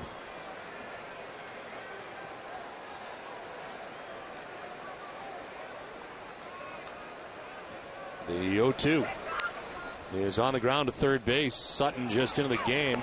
Throws to first to retire Morgan. 2 down. Time now for tonight's twisted but true fact of the game. Last night the Atlanta Braves tied their game with the New York Mets in dramatic fashion. Pinch hitter Brooks Conrad hit a pinch hit 2-run homer off Mets closer Francisco Rodriguez in the bottom of the 9th to send the game into extras. How they won wasn't as exciting, but it was a win. The Mets' DJ Carrasco balked in the winning run with Jason Hayward at the plate in the 10th inning.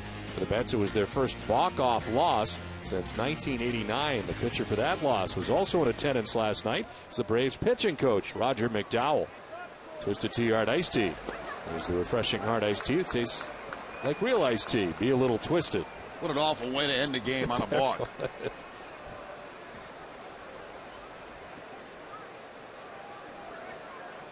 2 down in the 5th. Ryan Braun 1 for 2 in the game. Braun struck out in the first inning swinging, singled in the 3rd.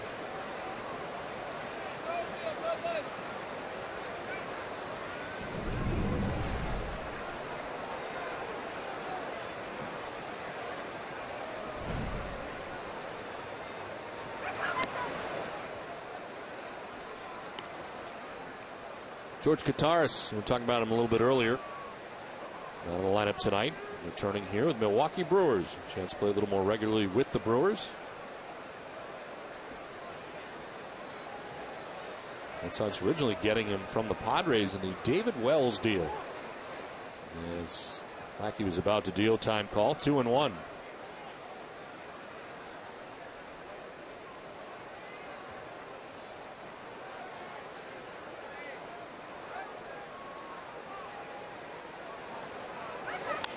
This one fouled off to the right, out of play, and it's 2-2.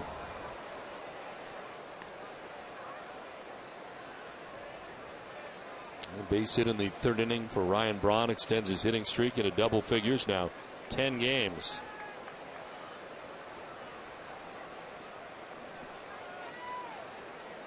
"27 years of age."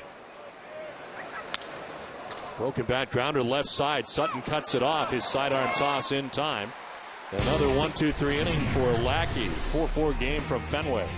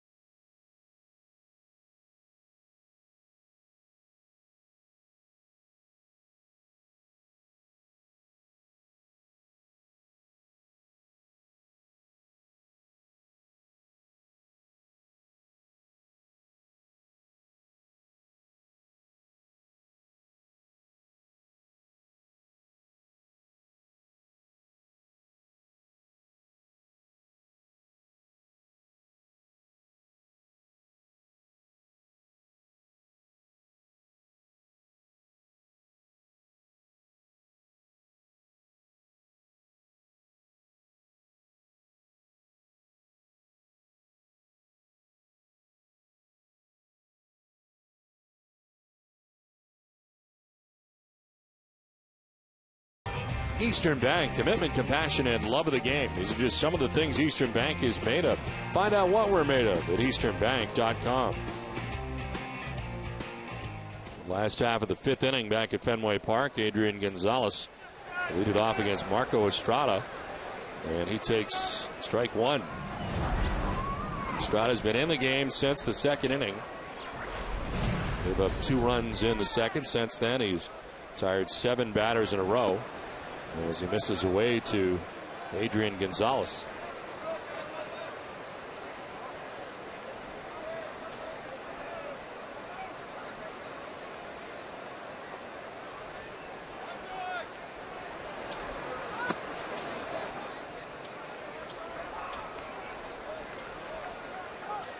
Adrian singled in the first inning, doubled in the second inning, and has scored twice in the game.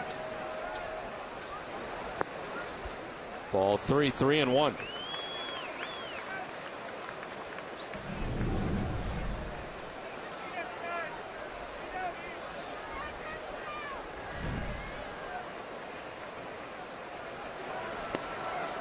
Strike over the outside corner, full count. And now 50 pitches for Marco Estrada since coming into the game.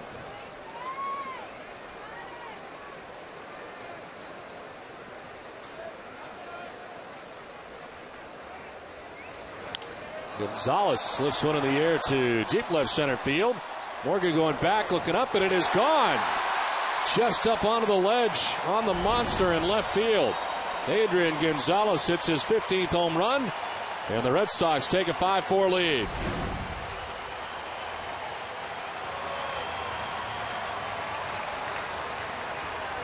There's only so many things you can say about Gonzalez. This is a changeup to Gonzalez, and he's able to stay back and drive the ball the other way. There's the changeup going away from him, the uppercut swing to the opposite field, and right on top of the green monster.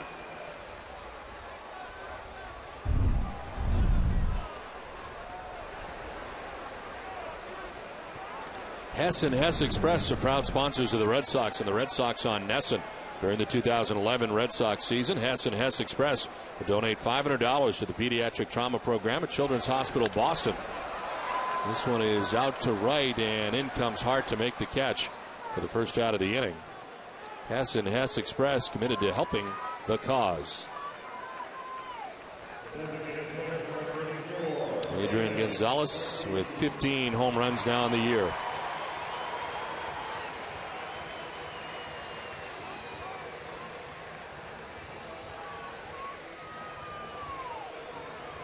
One out in the fifth for David Ortiz.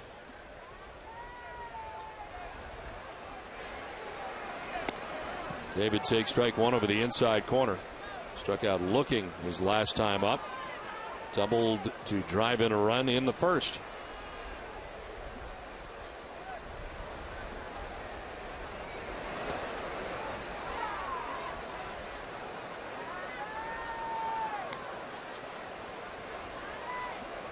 A single, a double, and a home run for Adrian Gonzalez. Triple shy, hitting for the cycle here tonight.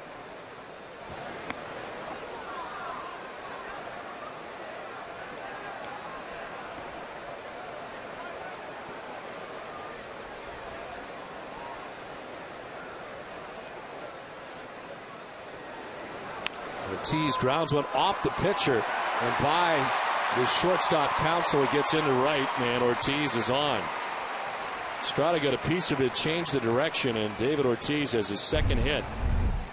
Yeah, you'll see right here as the shortstop, Craig Counsell, starts to go up the middle, has to regroup, try to get back to his left. He can't do it in time. And Big Papi picks up his second hit of the night, 2 for 3.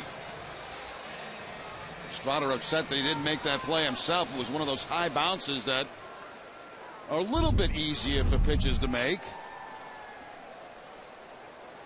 1 out, 1 on. And here's Darnell McDonald.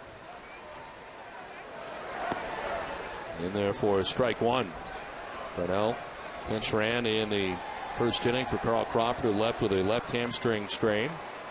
Lined out to left sharply, but right of Ryan Braun in the third inning. Now broken bat. Grounder foul.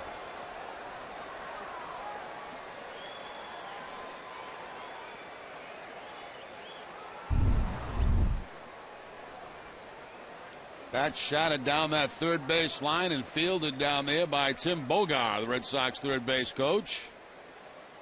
Everybody getting out of the way. Tim finally picks it up and retrieves it.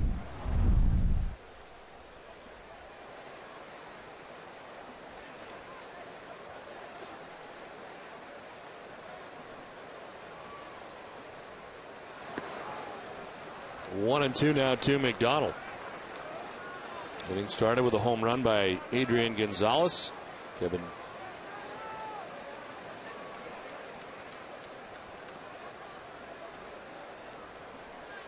this is to inside. Did he go? They check. No, he did not.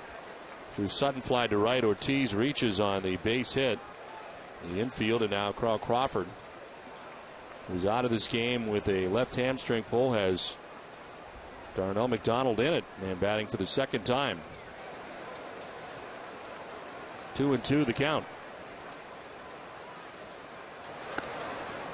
Outside, full count.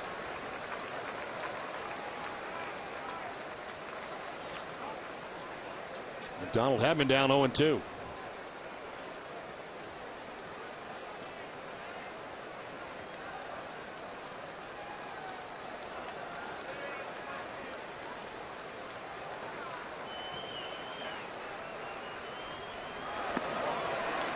Ball four.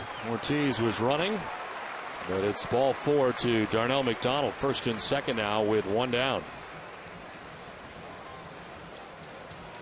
It's time now for the answer to tonight's AT&T trivia question. Which three Cy Young winners since 2003 have played for the Brewers? And the answer, Eric Gagne, Zach Greinke, and CC Sabathia. Gagne was the Cy Young Award winner with the Dodgers in 03, played for Milwaukee in 08 after playing for the Red Sox in 07. Greinke won in 2009 as a member of the Kansas City Royals. And CC Sabathia won in 2007 with the Indians. Spent a part of the 08 season with Milwaukee before signing with the Yankees in the offseason. That's when the Brewers were pitching him on like one-day rest. Every day to get into the postseason, and they did. Every time you look up, Sabathia's name was the starting pitcher at the end of the season. Tim Dillard is warming up for Milwaukee now. Marco Estrada was into his 4th inning of relief. 2 on, 1 away. Marco Scutaro backs out.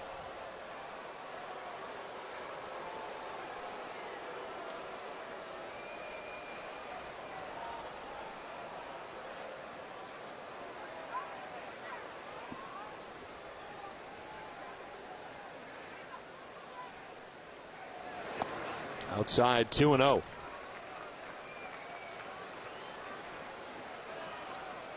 Estrada has relinquished the lead here in the inning. As a home run by Adrian Gonzalez has the Red Sox on top now 5-4. Still batting in the bottom of the 5th inning.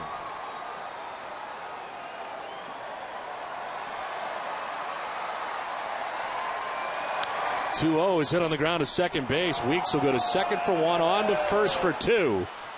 Even with Darnell McDonald taking out the shortstop at second base, Adrian Gonzalez puts the Red Sox on top 5-4.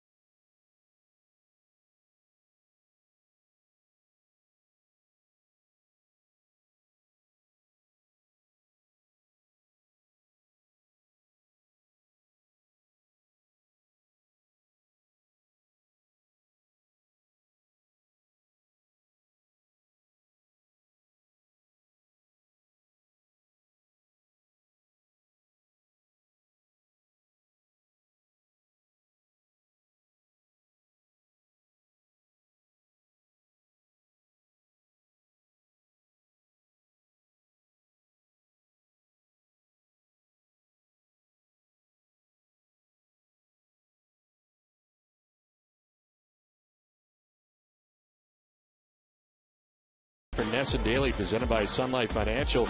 I'll bring you all the preparations leading up to tomorrow's Bruins rolling rally and take a look at how Peter Chiarelli built the Stanley Cup champions, plus interleague highlights from around the majors. All this and much more on Ness and Daily tonight following Red Sox coverage only on Nesson. Top half of the 6th inning. Red Sox now on top 5-4. As Prince Fielder leads it off, we'll see Casey McGee and Corey Hart here in the 6th inning.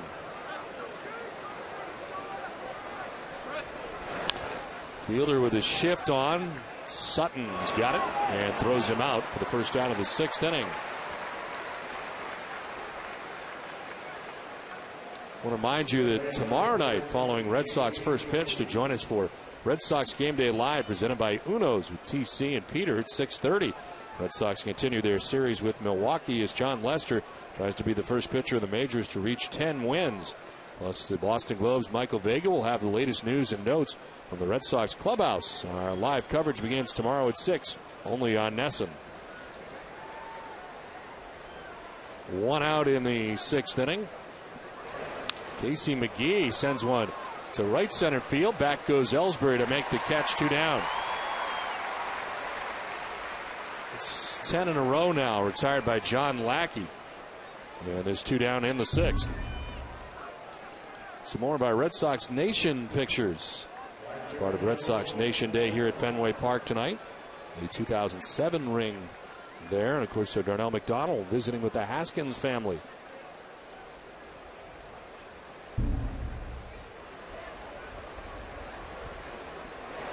Red Sox Nation packs that are currently available. The souvenir pack, $29.95, and the fan pack, $14.95.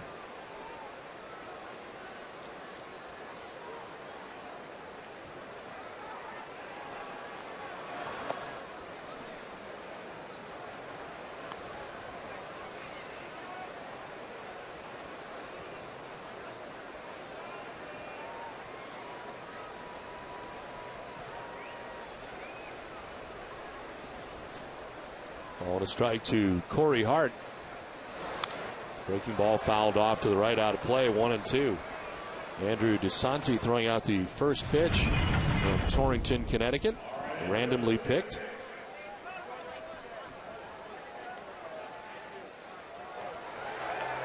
I like that. No showmanship. Just get up there, throw a ball, and he threw a strike.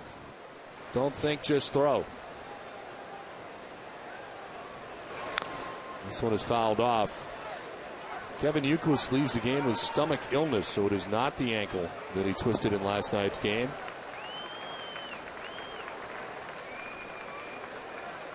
What's Terry Francona call it? Intestinal turmoil. Intestinal turmoil, yes. Not fun having intestinal turmoil. No.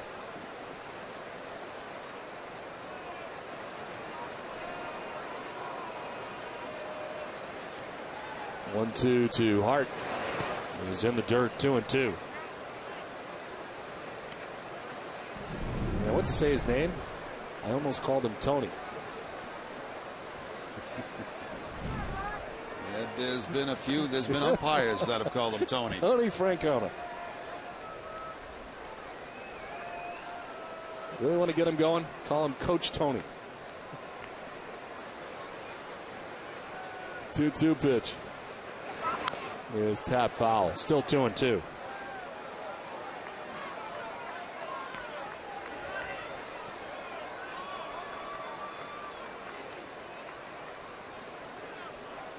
Corey Hart with 6 home runs on the year. Batting here with 2 outs, bases empty in the 6th inning.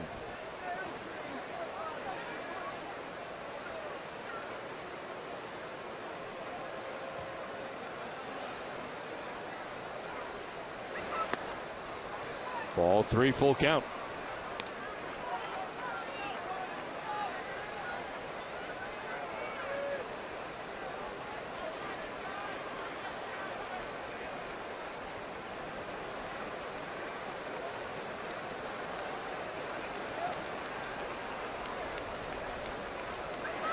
Swing and a miss. Lackey strikes out Hart, his 5th K.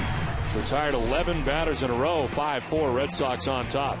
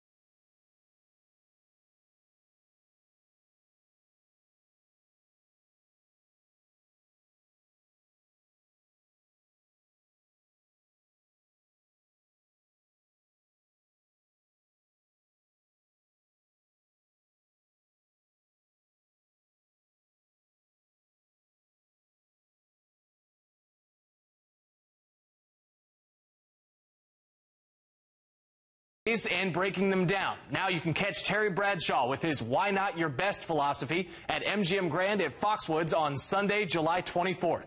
For tickets, visit foxwoods.com. 5-4, Red Sox on top of the Milwaukee Brewers as we head to the bottom of the 6th inning.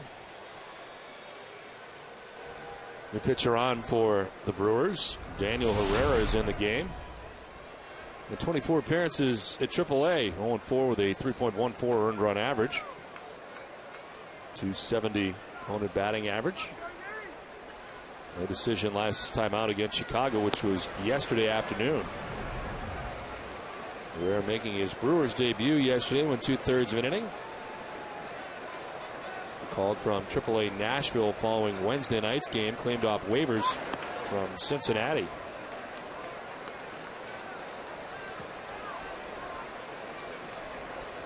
J.D. Drew, Jason Varitek, Jacoby Ellsbury expected here in the 6th inning.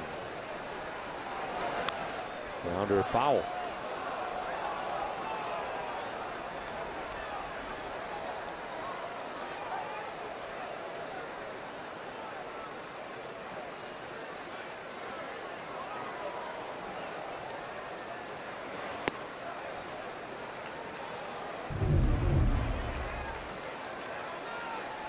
Bounce, bounce, bounce, bounce.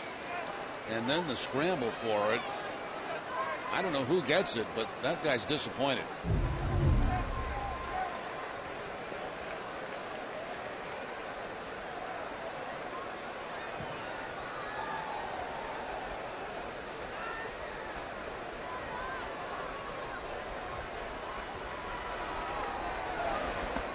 There's ball 4 and Drew down to first base. It's time for a game break, and Tom Caron, TC.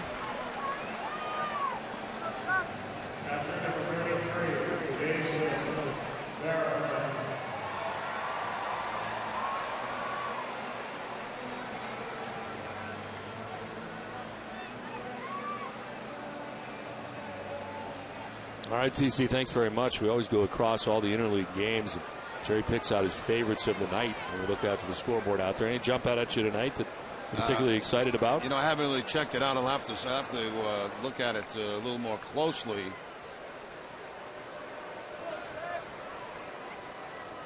Jason Varitek batting with Drew at first base and nobody out. Yeah, the Florida Tampa Bay, that's okay. Yeah, jumps out. San Diego, Minnesota really is not much of a rivalry, I don't think. Does nothing for you. How about Toronto, Cincinnati? No. Nothing. No, as long as Toronto loses. White Sox, Arizona Diamondbacks a little bit later on tonight. Yeah, that should be exciting. Tigers and Rockies. KC St. Louis, I like that. Like that. I like that the Yankees lost this afternoon to the Cubs. And across that bitter rivalry between Detroit and Colorado. In there for strike 2, it's 1-2. We've covered this many times. I like interleague, you don't. And nothing is going to change your mind. No, I think it's getting worse. Worse? What's worse? Nothing's changed. It's too much. It's too much for me. It's way too much. It just misses, and it's 2-2. I know I'm in the minority on that, too, because obviously it's very popular with the fans. The fans come out and support it. Fans love to see it. I know some players like it, some don't. A lot of managers don't like it, especially American League managers. Well, you got a situation coming up for Terry Francona where the Red Sox will play 9 games in National League cities where David Ortiz What's he gonna do? may not play. It's going to be a pinch hitter. You're not going to take Adrian Gonzalez out at first base, which is what he would do in the past to kind of mix in David Ortiz in those games. And now you got David coming off the bench exclusively. This is in the air to deep left. Braun going back, looking up, and it is high off the wall. J.D. Drew is going to try and score from first base. He will. It's an RBI double for Jason Varitek. Red Sox take a 6-4 lead.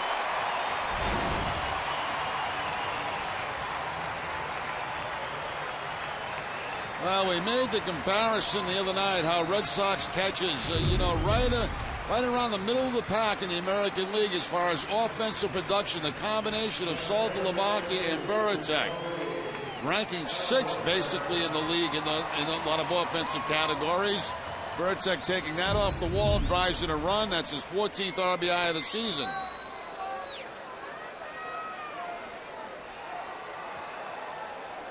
Well, Veritek in scoring position at second base. Here is Jacoby Ellsbury, who takes strike one.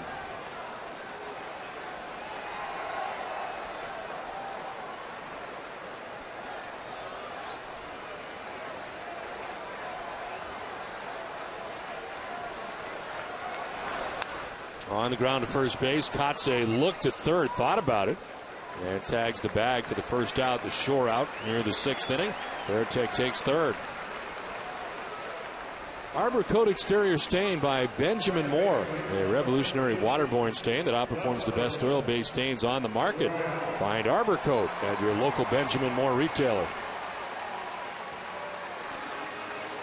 One of the great things about coming off the road, a long road trip, is the welcome you get when you come home. You know, last night I got home about 4 o'clock in the morning. I got to bed about 4 o'clock. You try to be quiet so you don't wake anybody up, and you sleep in the morning because, you know, you've been out late the night before. You try to sleep. You sleep to about 10:30. And the wife comes home basically after working out and running some errands. And the first comment that you get after a 10-day road trip, you didn't clean up the aftershave and the door was left open. Wow. And I'm sitting there. That's tough. And I'm going, you got to be kidding me. You know, this came off a 10-day trip. You get home at 4 in the morning. That's it. That's like 36 years of marriage. That's what I get you. Well, you should have closed the door, Jerry. I mean, well, aftershave. I mean, it's kind of messy. You could have put it away before you went to bed. What happened, I think, is I put the you know, it wasn't the aftershave. No. It was a shaving cream. Excuse me. And I think I left a little bit, you know, maybe on the counter, and I put the thing in, and it didn't. The door didn't close because you know. That was the very first comment after 10 days on the road. I am not kidding you. That wasn't a lull. It was.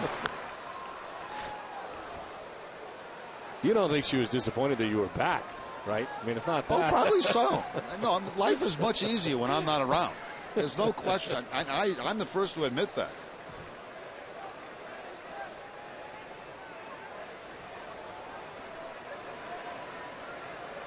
Veritek 90 feet away, infield in for the Brewers. 1-2 pitch grounded up the middle and into center field. From third comes Veritek, and the Red Sox take a 7-4 lead. Dustin Pedroia with an RBI single. Well, Pedroia's had a fabulous night defensively. Now he adds offensively with the infield in, the ground ball, not a bullet, but certainly good spacing right up the middle to pick up the base hit, the RBI. Picks up his 30th RBI of the season. The Red Sox have the 7-4 lead.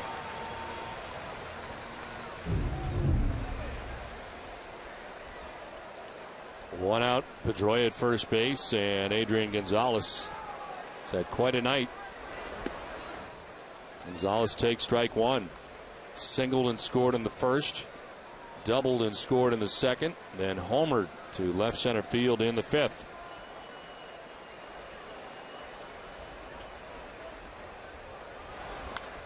Chopped right side. Weeks will go to second base for one, on to first for two.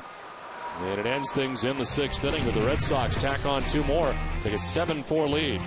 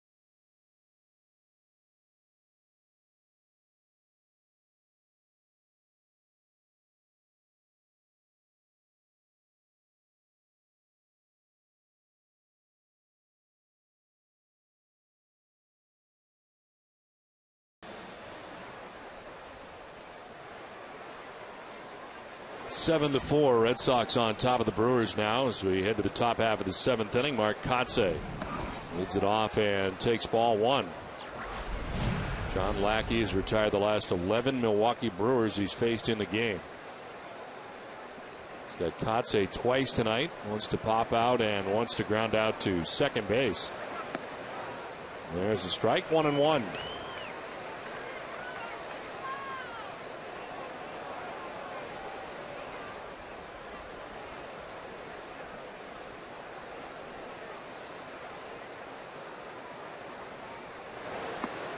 Kotsay now 35 years old and a member of the Red Sox in 2008, 2009.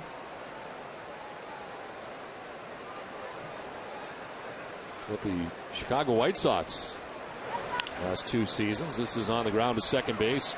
Pedroia to first, and there's out number 1 of the 7th inning. Well, on this week's all-new Ultimate Red Sox show with Heidi Watney, presented by Arbella Insurance, Peter Gammons talks to Jacoby Ellsbury. David Ortiz has a Father's Day moment, and we look at the 9-game win streak and much more. Catch the Ultimate Red Sox show Sunday at noon before Sox Brewers coverage. 1 out in the 7th inning for Jonathan Lucroy. Lucroy struck out swinging and grounded out to second base.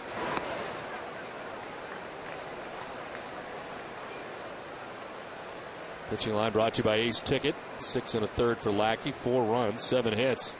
Hasn't walked anybody, 5 Ks, and 91 pitches. Gave up 2 runs in the first inning, and then 2 runs in the 3rd inning. And in a stretch right now in which he has retired 12 batters in a row. And has settled down here quite well. Flared foul, 1-2. Dunkin' Donuts is in its 13th year of hosting local youth groups and charitable organizations in the Dunkin' Dugout. Special seating section at Fenway Park. Thousands of children have had the chance to catch a Boston Red Sox home game thanks to Dunkin' Donuts. Good group out there tonight. Showing the 7-4 Red Sox lead.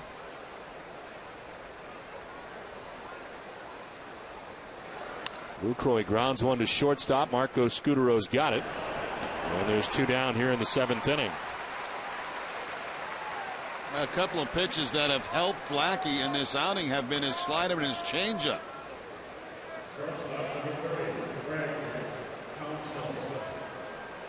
Light rain falling now here at Fenway Park as we are into the 7th inning. Very light at this point.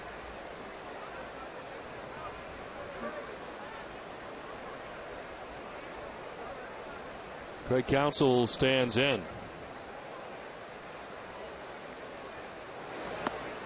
And takes strike 1. Counsell out of the number 9 spot. He's grounded out to shortstop, bounced out to first, 0 for 2.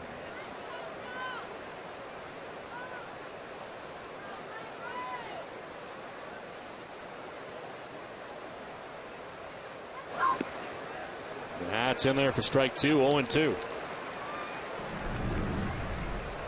Lackey had a season high 8 strikeouts in his last outing against Toronto. 5 strikeouts in the game tonight.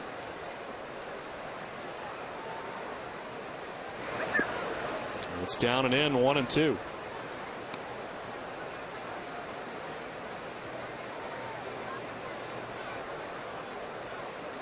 First time that John Lackey's ever faced the Milwaukee Brewers.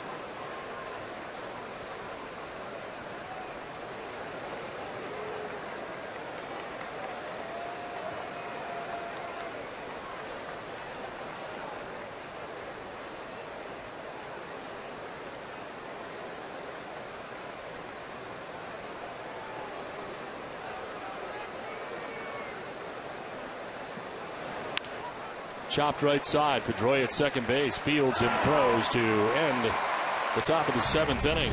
Red Sox lead at 7-4. Let's check in with your Need to Know with NESN Daily, presented by Sun Life Financial. Here's Randy Scott.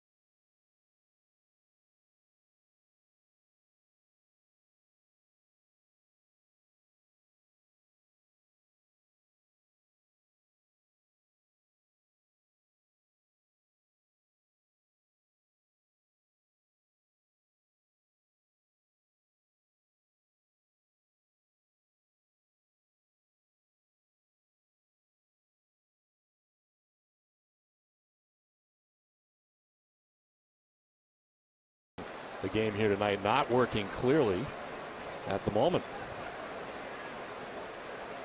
7-4, Red Sox have the lead. Having herself a taste. Trying to get rid of the evidence.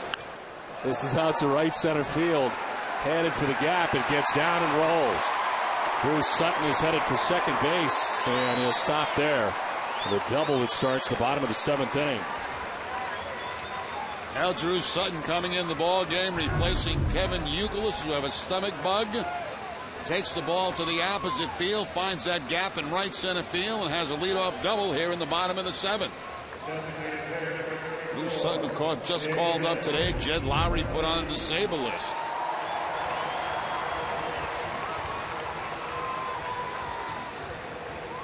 So a double for Sutton to begin things in the 7th inning. Here comes David Ortiz.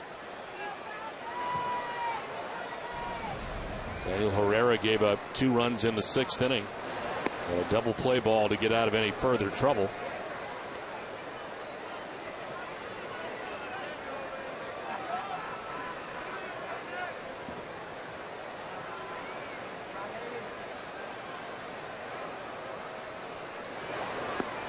That's in there for strike 2, 0-2. That is a very slow changeup, 67 miles an hour.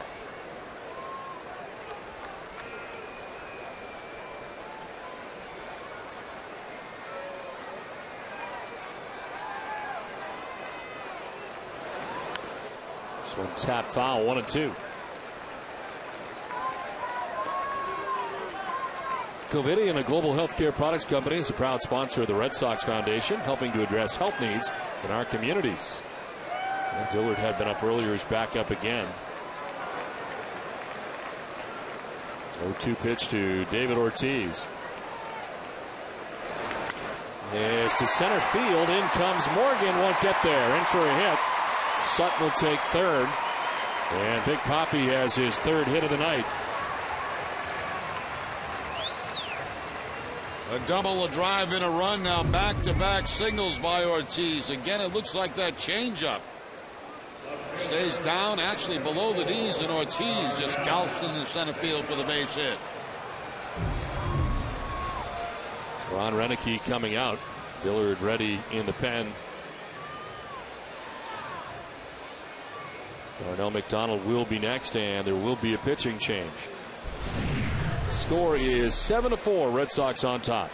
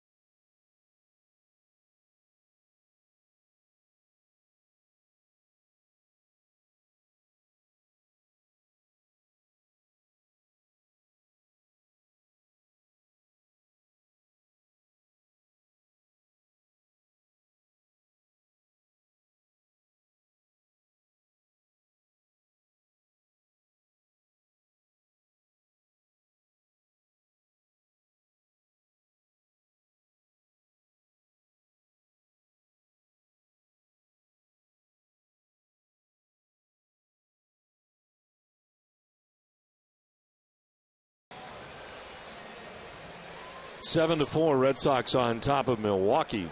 with nobody out here in the 7th inning. 1st and 3rd, and good pitcher is Tim Dillard. His 10th appearance, 1-1 with a 2.53 ERA. 11 strikeouts, no walks. Darnell McDonald batting with Sutton at 3rd, Ortiz at 1st. Red Sox trying to add on to a 7-4 advantage. Nobody out in the 7th inning. McDonald takes ball 2. Infield in for Milwaukee.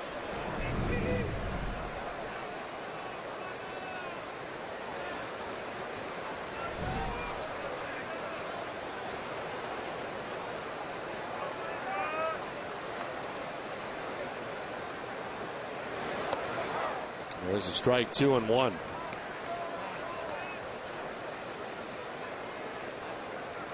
Dillard also worked yesterday, going 2/3 an inning, 1 strikeout against the Cubs.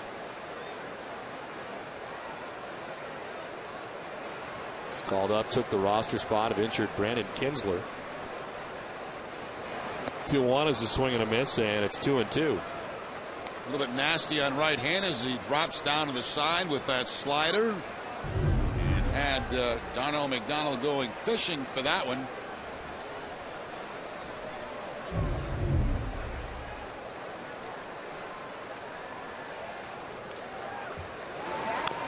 Two is tap foul. When you think fishing, you think Charlie Moore. That's what I was thinking when I said that. Actually throw it a cast. There's Charlie.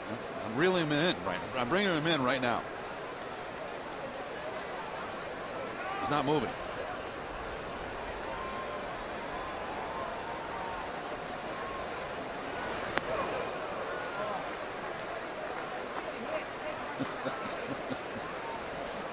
Is that the way you do it, Don? Yeah, it's kind of something like that, yeah. You cast it out? Cast it, and then you got to wait for it to hit the water before you start reeling. You're reeling a little early. I caught him. No, I caught him. Oh, you already got the fish on. I caught him. Okay, now you can bring him in. But you got to bring him in slow. You got to tug a little bit. When you were out, as this one is grounded to short, and through Counsell into left. From 3rd comes Sutton. He'll score. McDonald will reach, and the Red Sox take an 8-4 lead. Looked like Roberto Luongo out there at shortstop on that play.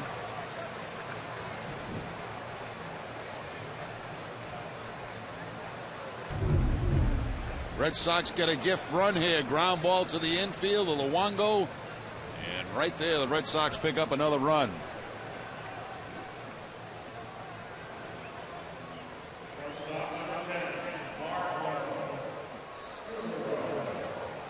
They're all playing golf too. The Sardine twins.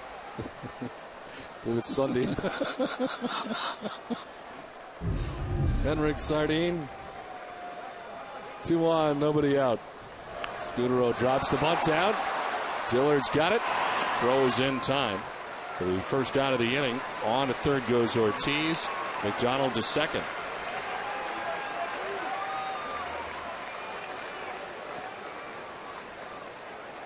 Red Sox trying to pile up as many as they can here late in the ball game. The sacrifice bunt by Scutero. Immediately following the game, stay with us for WB Mason's Extra Innings Live with TC and Peter. Get a breakdown of John Lackey's outing, including his take on tonight's performance. Plus, he'll have the manager's perspective in the From the Press Room segment. It's all coming up right after the game on WB Mason's Extra Innings Live. 2nd and 3rd, 1 out. And Drew takes ball 1. While you were out, Bob Stanley joined us in the booth. And it occurred to me, the only time you said you ever went fishing was with Bob Stanley. And he did mention the fact that you really didn't bring much to the table on the fishing part of that trip. I didn't bring much to the table? That's correct. I said that you didn't have much patience for fishing. The only time that you were aware of it, and he said that you were in charge of, I think, rowing the boat, or in charge of, you were the captain, I think, of the boat. Yeah, well, let me tell you something about that. And Bob Stanley's here tonight. We saw him in the Legends Suite. I didn't know that. Yeah. We went out on a lake up in, I think, Vermont. It was after the season, and I caught a fish within about 5 minutes. Mm-hmm. Little thing. I don't know what it was. I had no idea. And I said, this is pretty good. I said, here 5 minutes. 5 minutes, I got a fish. I said, I might end up liking this. Well, as time goes on, I've got nothing. I've got nothing. I've got nothing. Nothing. And what I end up doing is I'm rowing Bob Stanley around the lake so he can try to catch fish. Yeah. He didn't get many. Well, we asked him about that, nevertheless. You've never really been fishing since. That's what I don't understand. I mean, it was fun for you in the beginning. I went one other time. I went to the John Havlicek fishing tournament that was out in the ocean. And that was kind of fun. I forget what you catch. You catch these big fish, huge fish. I don't know what they are. They bluefish? Could be bluefish. I think it was bluefish. And he had like a celebrity tournament. It was toward the end of my career, and I went. And that was actually a lot of fun. And, you know, they're tough to catch. I mean, you know. Yeah, you got to strap yourself in some cases. You don't end up in the ocean. Yeah. That was a good time. I enjoyed that. But, I mean, you know me, Don. I really don't have the patience to. Really? I'd rather sit home and get yelled at by shaving cream. 3-2. The count to J.D. Drew and 1 out. They're in the last half of the 7th inning. Infield in. Drew with a grounder back up the middle into center field. Ortiz will score. Here comes McDonald. And the Red Sox lead it 10-4.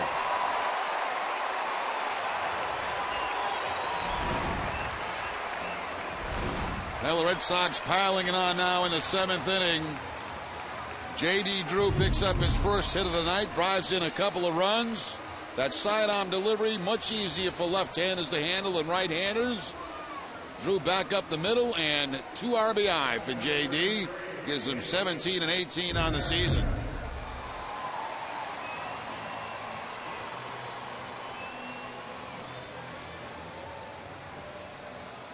Fourth time the Red Sox have scored 10 or more runs in the last 9 games. I'll tell you the place we went with, Fairleigh, Vermont. Okay. I'll never forget, Fairleigh, Vermont. And we figured we'd go up there after the season. Nobody would know us. Be great. Everybody knew us. Couldn't hide. Couldn't hide. It was. We had a good time. You know, we went up. It was a family, and it was a lot of fun. But I can't say I enjoyed my time fishing because I just caught one, and that was a little thing. I don't know what it was. Yeah, that could be enough to get the rush started. You know, it wasn't enough to eat. I know that. Outside to Jason Varitek, and it's 1-1. Jason doubled his last time up to drive in a run. I think Bob was upset too that I caught the first one. Maybe really that's why you became the rower. I did. I rode him all over the lake.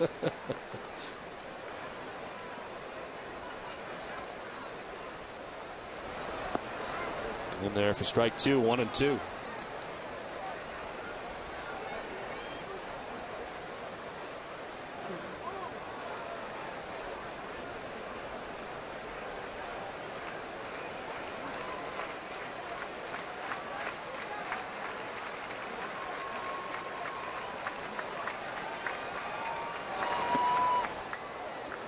I'm told, Jerry, that Tom Caron was just on a show with Charlie Moore and caught a 25-pound striper. Really? Yes. Now, can you eat a striper? Yeah, sure. Real good. It's good food? Yeah, real good. Did Charlie catch it or did TC catch it? I think TC caught it. TC caught it? Mm-hmm.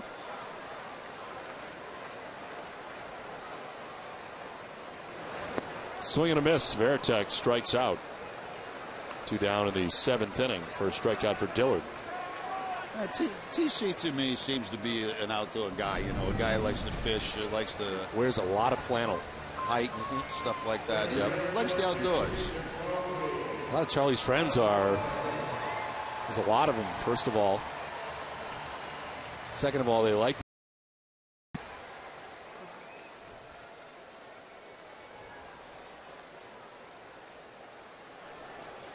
Two outs in the 7th inning. Jacoby Ellsbury, 1 for 4.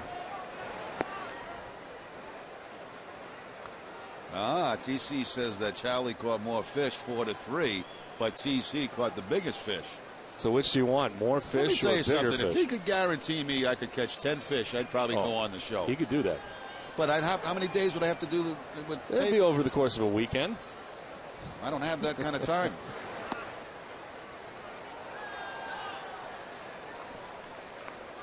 And when would I do it? I mean, when is, I mean, it's cold by the time the season's over.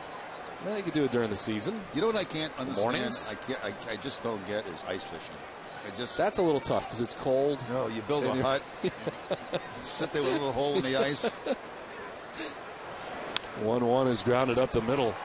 Weeks has got it to flip to second to end the inning. Red Sox tack on more. They scored 3 times and lead it 10-4.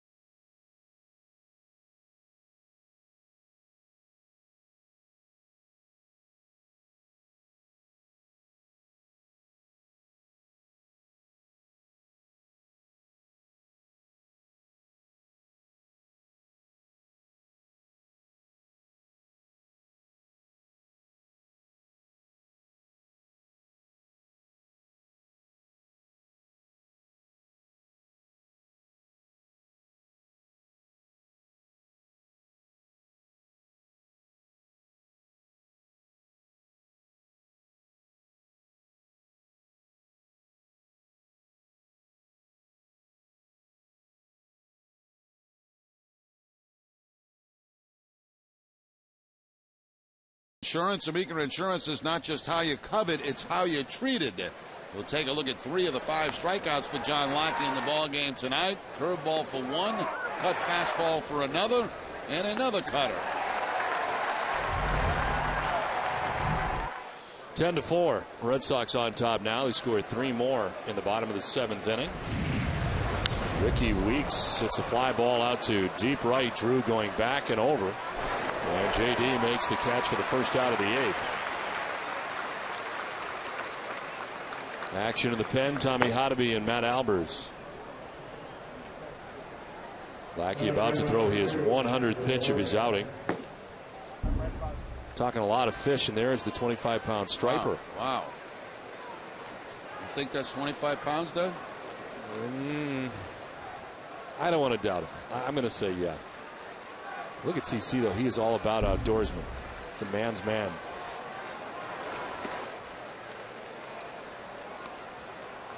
It's got to be a good feeling to pull something like that, though. I wouldn't know. I never caught one that big. Never caught a fish that big? Not that big, All no. the fishing you do? No.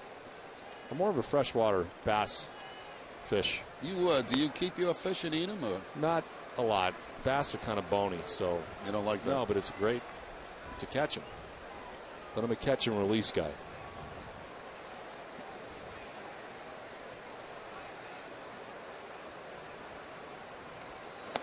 2 is up high, 1-2.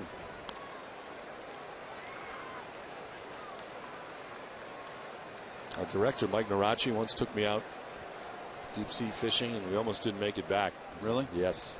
Never again. 1-2 is down the third baseline, foul.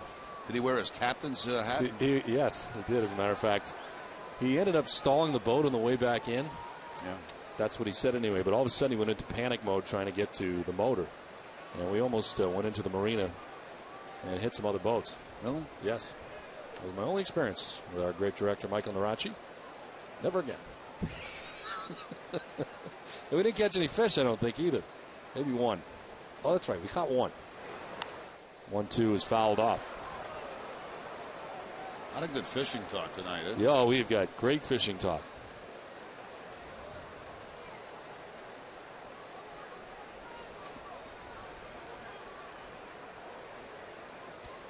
Keep up the fishing talk. Tomorrow we'll be fishing for jobs.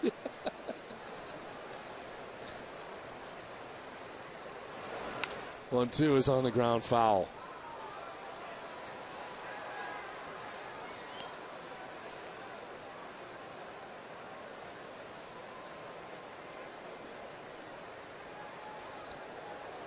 Mackey 105 tonight, up over his season average.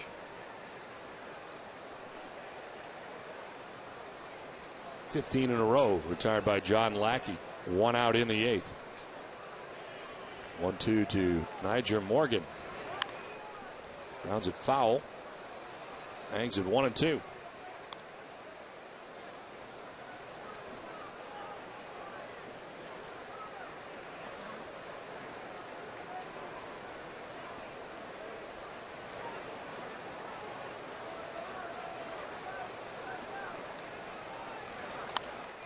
Reaches out and sends it foul.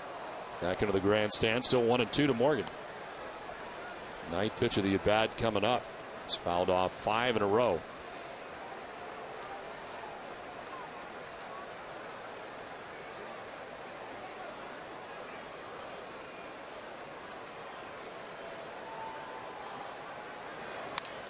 Lined and just out of the reach of Pedroia at second base.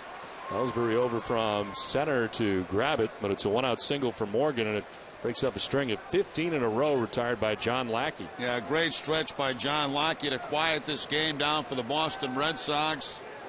Morgan's got 3 hits on the night. Pedroia, the latest effort to make a great play. Line drive to his right, dives, can't quite come up with it. Come up with that. That'd have been quite a show. He's already put on quite a show, but it would have been add to the show. 1 out, 1 on for Ryan Braun. Single back in the 3rd inning, a 1-for-3 night. As Braun takes strike 1.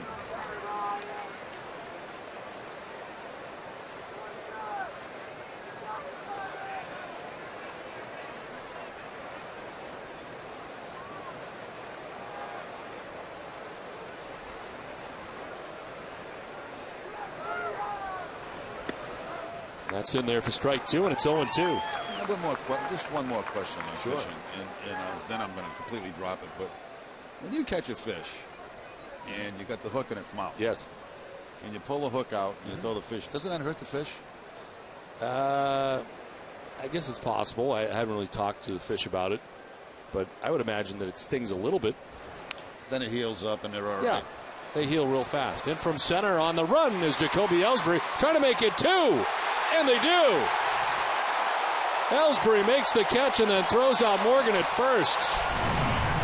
Pretty play to end the top of the 8th. 10-4 Red Sox.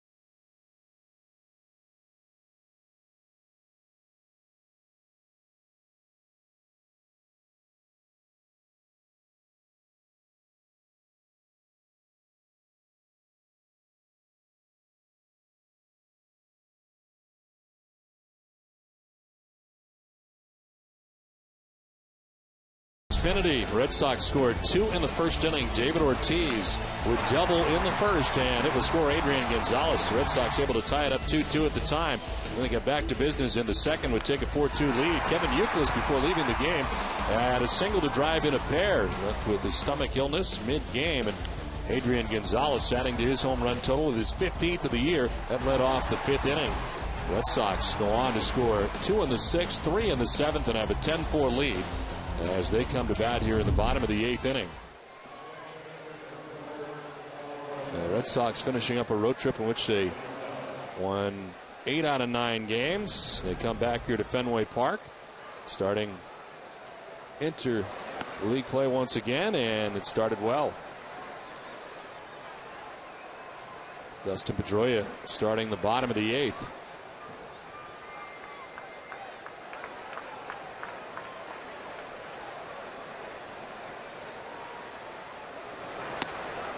In there for strike 1-1. Carlos Gomez is taken over in center field.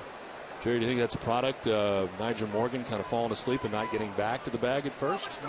Quite possibly. You know, a 10-4 ball game like that, you can't be doubled up in that situation at all.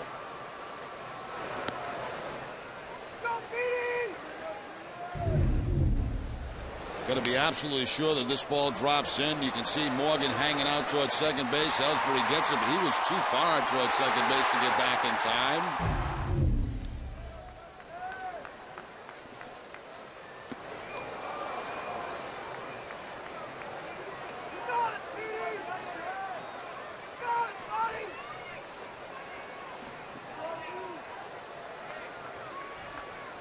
Apparently not, Jerry, because he's in left. Right. Yeah. So all that we said, forget about it.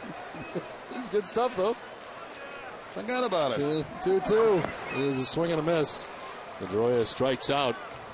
The first out of the 8th. It's time for the play of the week. It's brought to you by Taco Bell. Think outside the bun. Back in the 3rd inning. Bases loaded. Dustin Pedroia laying it out and starting the double play. The play of the week is brought to you by Taco Bell. Certainly a big play in this game. 1 out in the 8th inning. Adrian Gonzalez coming up.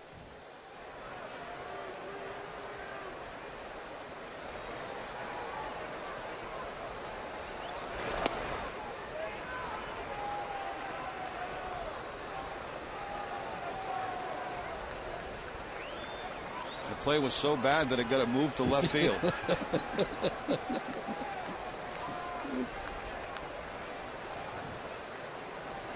The 1-0 is inside, 2-0. Well, maybe we would have taken him out, but Ron Renneke didn't. In fact, he just moved him over. Ryan Braun does come out of the game.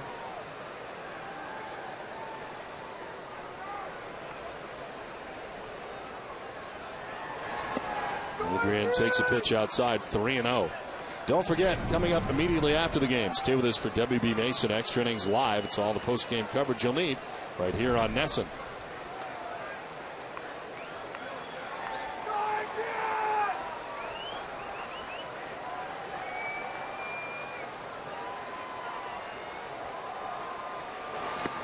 In there for a strike, and it's 3-1.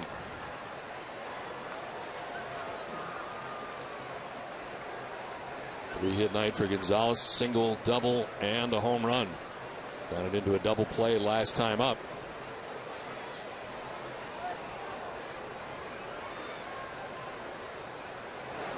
Gonzalez fouls it off, full count. Matt Albers alone in the Red Sox pen. Looks like he'll be coming in. John Lackey has finished up with 111 pitches tonight and an 8-inning effort. Got a string of 15 in a row retired through the middle innings.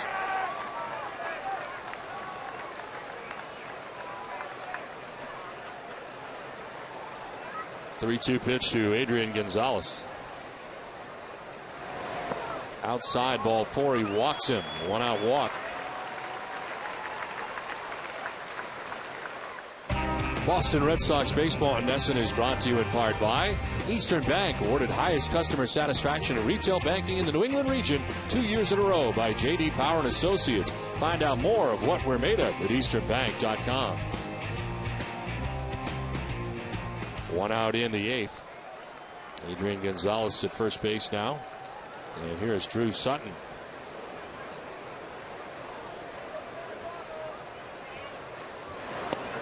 This one gets away. No advance for Gonzalez.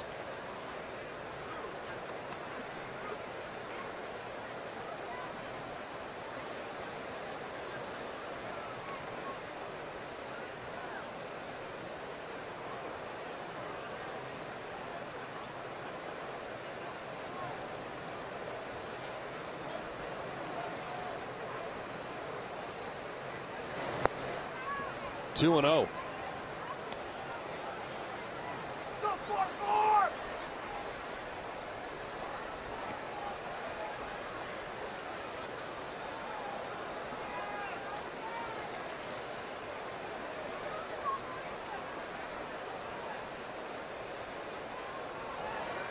Sutton takes a strike, and it's 2-1. Jed Lowry placed on the DL today with that shoulder problem. And it is Sutton who is called back up again. You're not allowed to do that if someone is placed on the DL. So he's just been sent back down to Pawtucket. 2-1 is to left and a base hit. Gonzalez will take second, and it's a second hit for Drew Sutton. Nice job by Sutton since coming into the game. A double back in the 7th inning. Now goes to the opposite field for the base hit.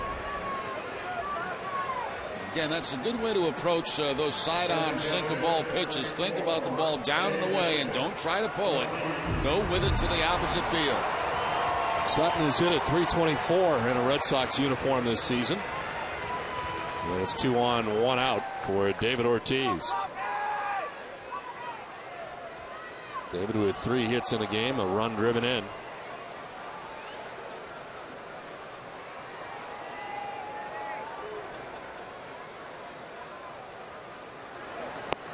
And he takes strike 1. Come on, Blue!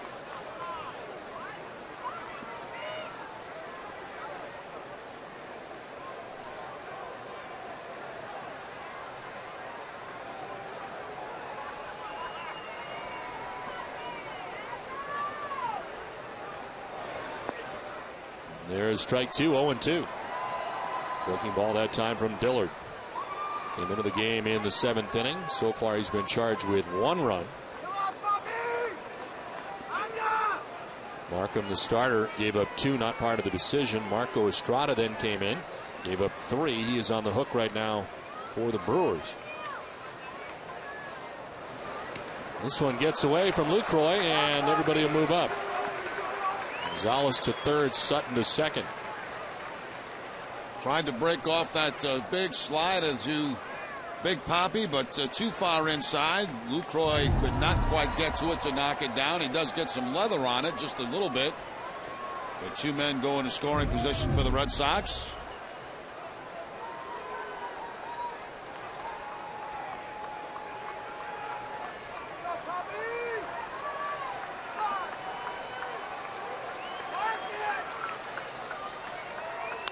Ortiz fouling it off, backing out of play. Your radio home for the Boston Red Sox is also the home for Boston's #1 morning show, Dennis and Callahan. Tune in Monday morning at 6 to hear the best sports talk in America with John Dennis and Jerry Callahan. It's weekday mornings at 6 on the WEEI Sports Radio Network, and of course right here on NESN. 1-2 the count to David Ortiz. Runners at second and third, 1 out in the 8th.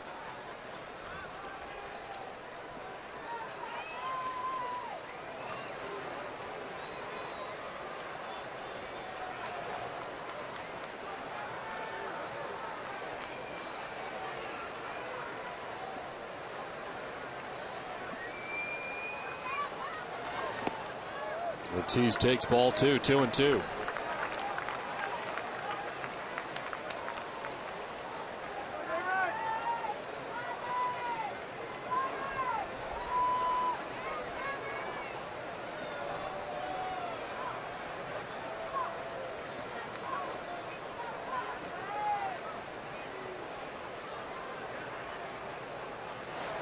David strikes out. 2 down in the 8th. Second strikeout for Dillard in this inning. He's got 3 in all. Got Pedroia to lead off the eighth inning. Now gets David Ortiz on that ball away, well off the strike zone, but Ortiz could not check the swing.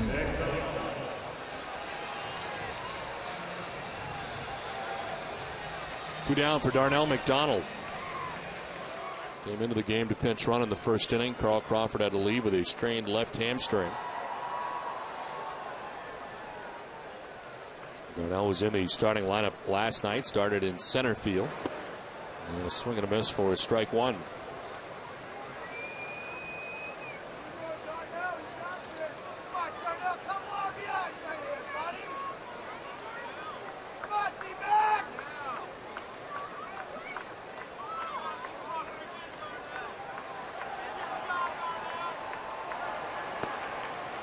Lays off 1-1.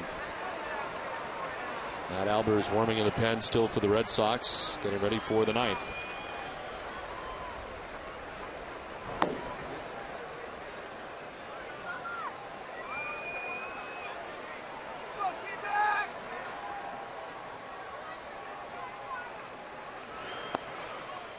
Coming up after the game tonight, it's Granite City Electric's Red Sox final with TC and Peter. We'll have the final word from Fenway and a preview. Tomorrow's starter John Lester as he looks for his league-leading 10th win of the season. Plus all the highlights from around the majors coming up right after the game only on NESN. 2-1 pitch. On the ground, Dillard able to spear it, fires to first for the out. That ends the inning. Red Sox strand a pair, but as we head to the ninth, Red Sox lead it 10-4.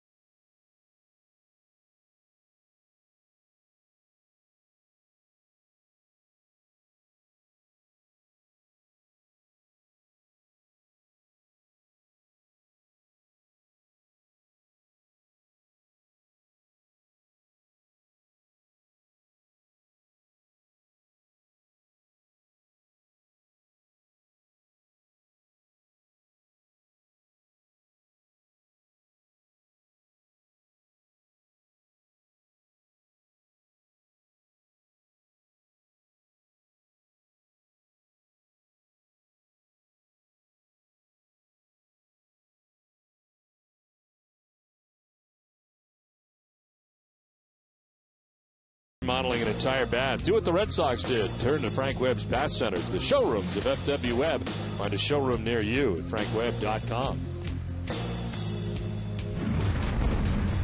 10-4. Red Sox on top of the Brewers as we head to the ninth inning. New pitcher on for the Red Sox is Matt Albers.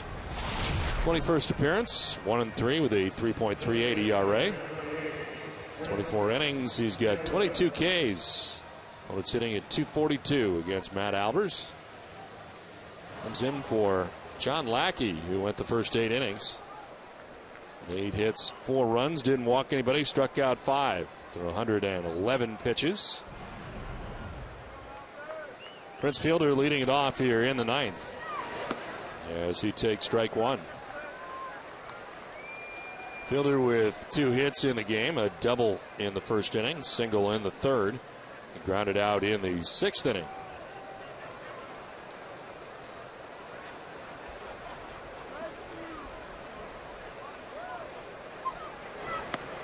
Swing and a miss, 0-2.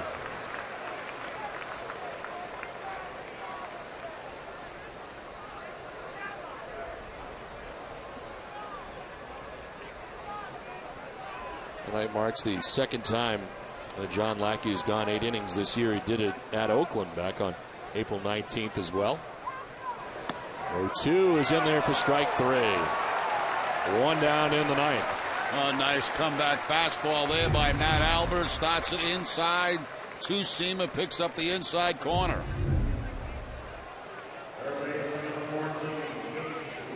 One out, and here's Casey McGee.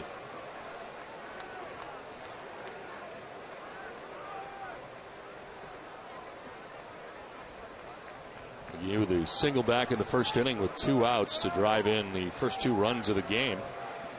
Things started well for Milwaukee. And strike 1. A reminder to stay with us for Granite City Electric Red Sox final complete post-game coverage coming up after the game from our Nesson studios.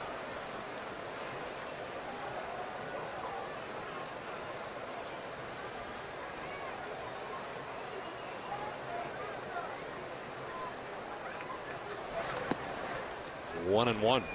And don't forget to join Nesson tomorrow for the Boston Bruins parade, the Stanley Cup parade. Coverage starts at 10 o'clock on Nesson.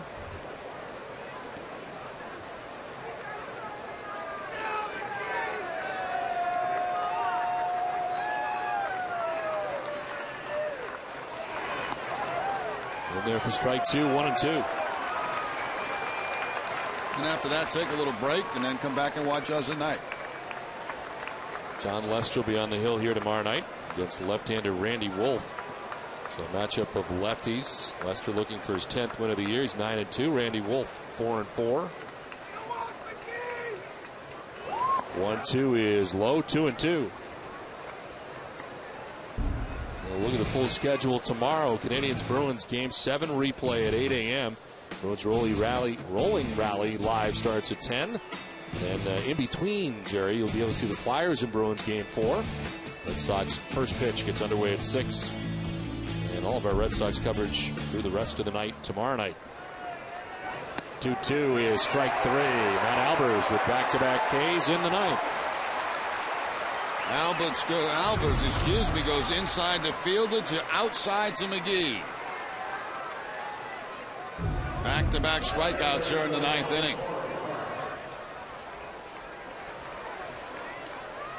2 down in the ninth for Corey Hart.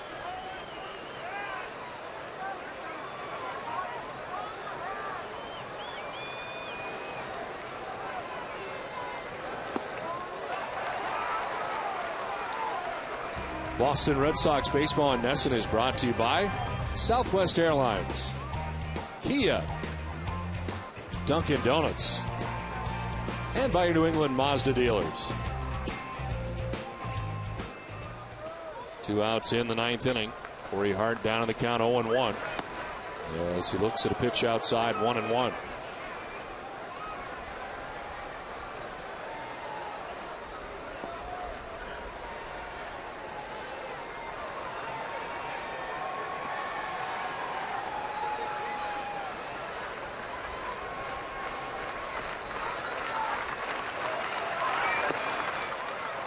Ball 2, 2-1.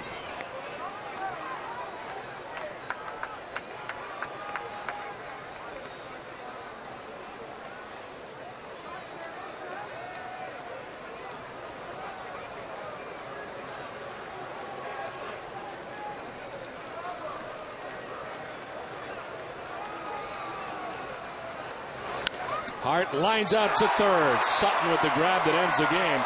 And the Red Sox take game 1 of the series against the Milwaukee Brewers. Well, tonight, Jerry, John Lackey, kind of a rough start, but he certainly settled down well and gave the Red Sox a great pitching here tonight the rest of the way. Yeah, he certainly did. It was a rough start for John, but he settled down. He started to throw some breaking balls, some cut fastballs, some changeups. Got a lot of quick outs in the middle part of this ball game, and another big night for Adrian Gonzalez and the Red Sox offense. The offense continues to click.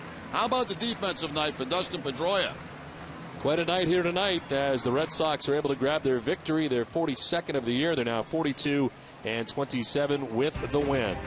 10-4 the final for Jerry Remy. I'm Don Orsillo saying goodnight from Fenway Park. Join us again tomorrow night for Game 2 against the Brewers. Live coverage begins from Yawkey Way at 6. This has been a presentation of Nessa, New England's most watched sports network. Time now for a preview of what's coming up on WB Mason's Extra Innings Live. Here's Tom Caron.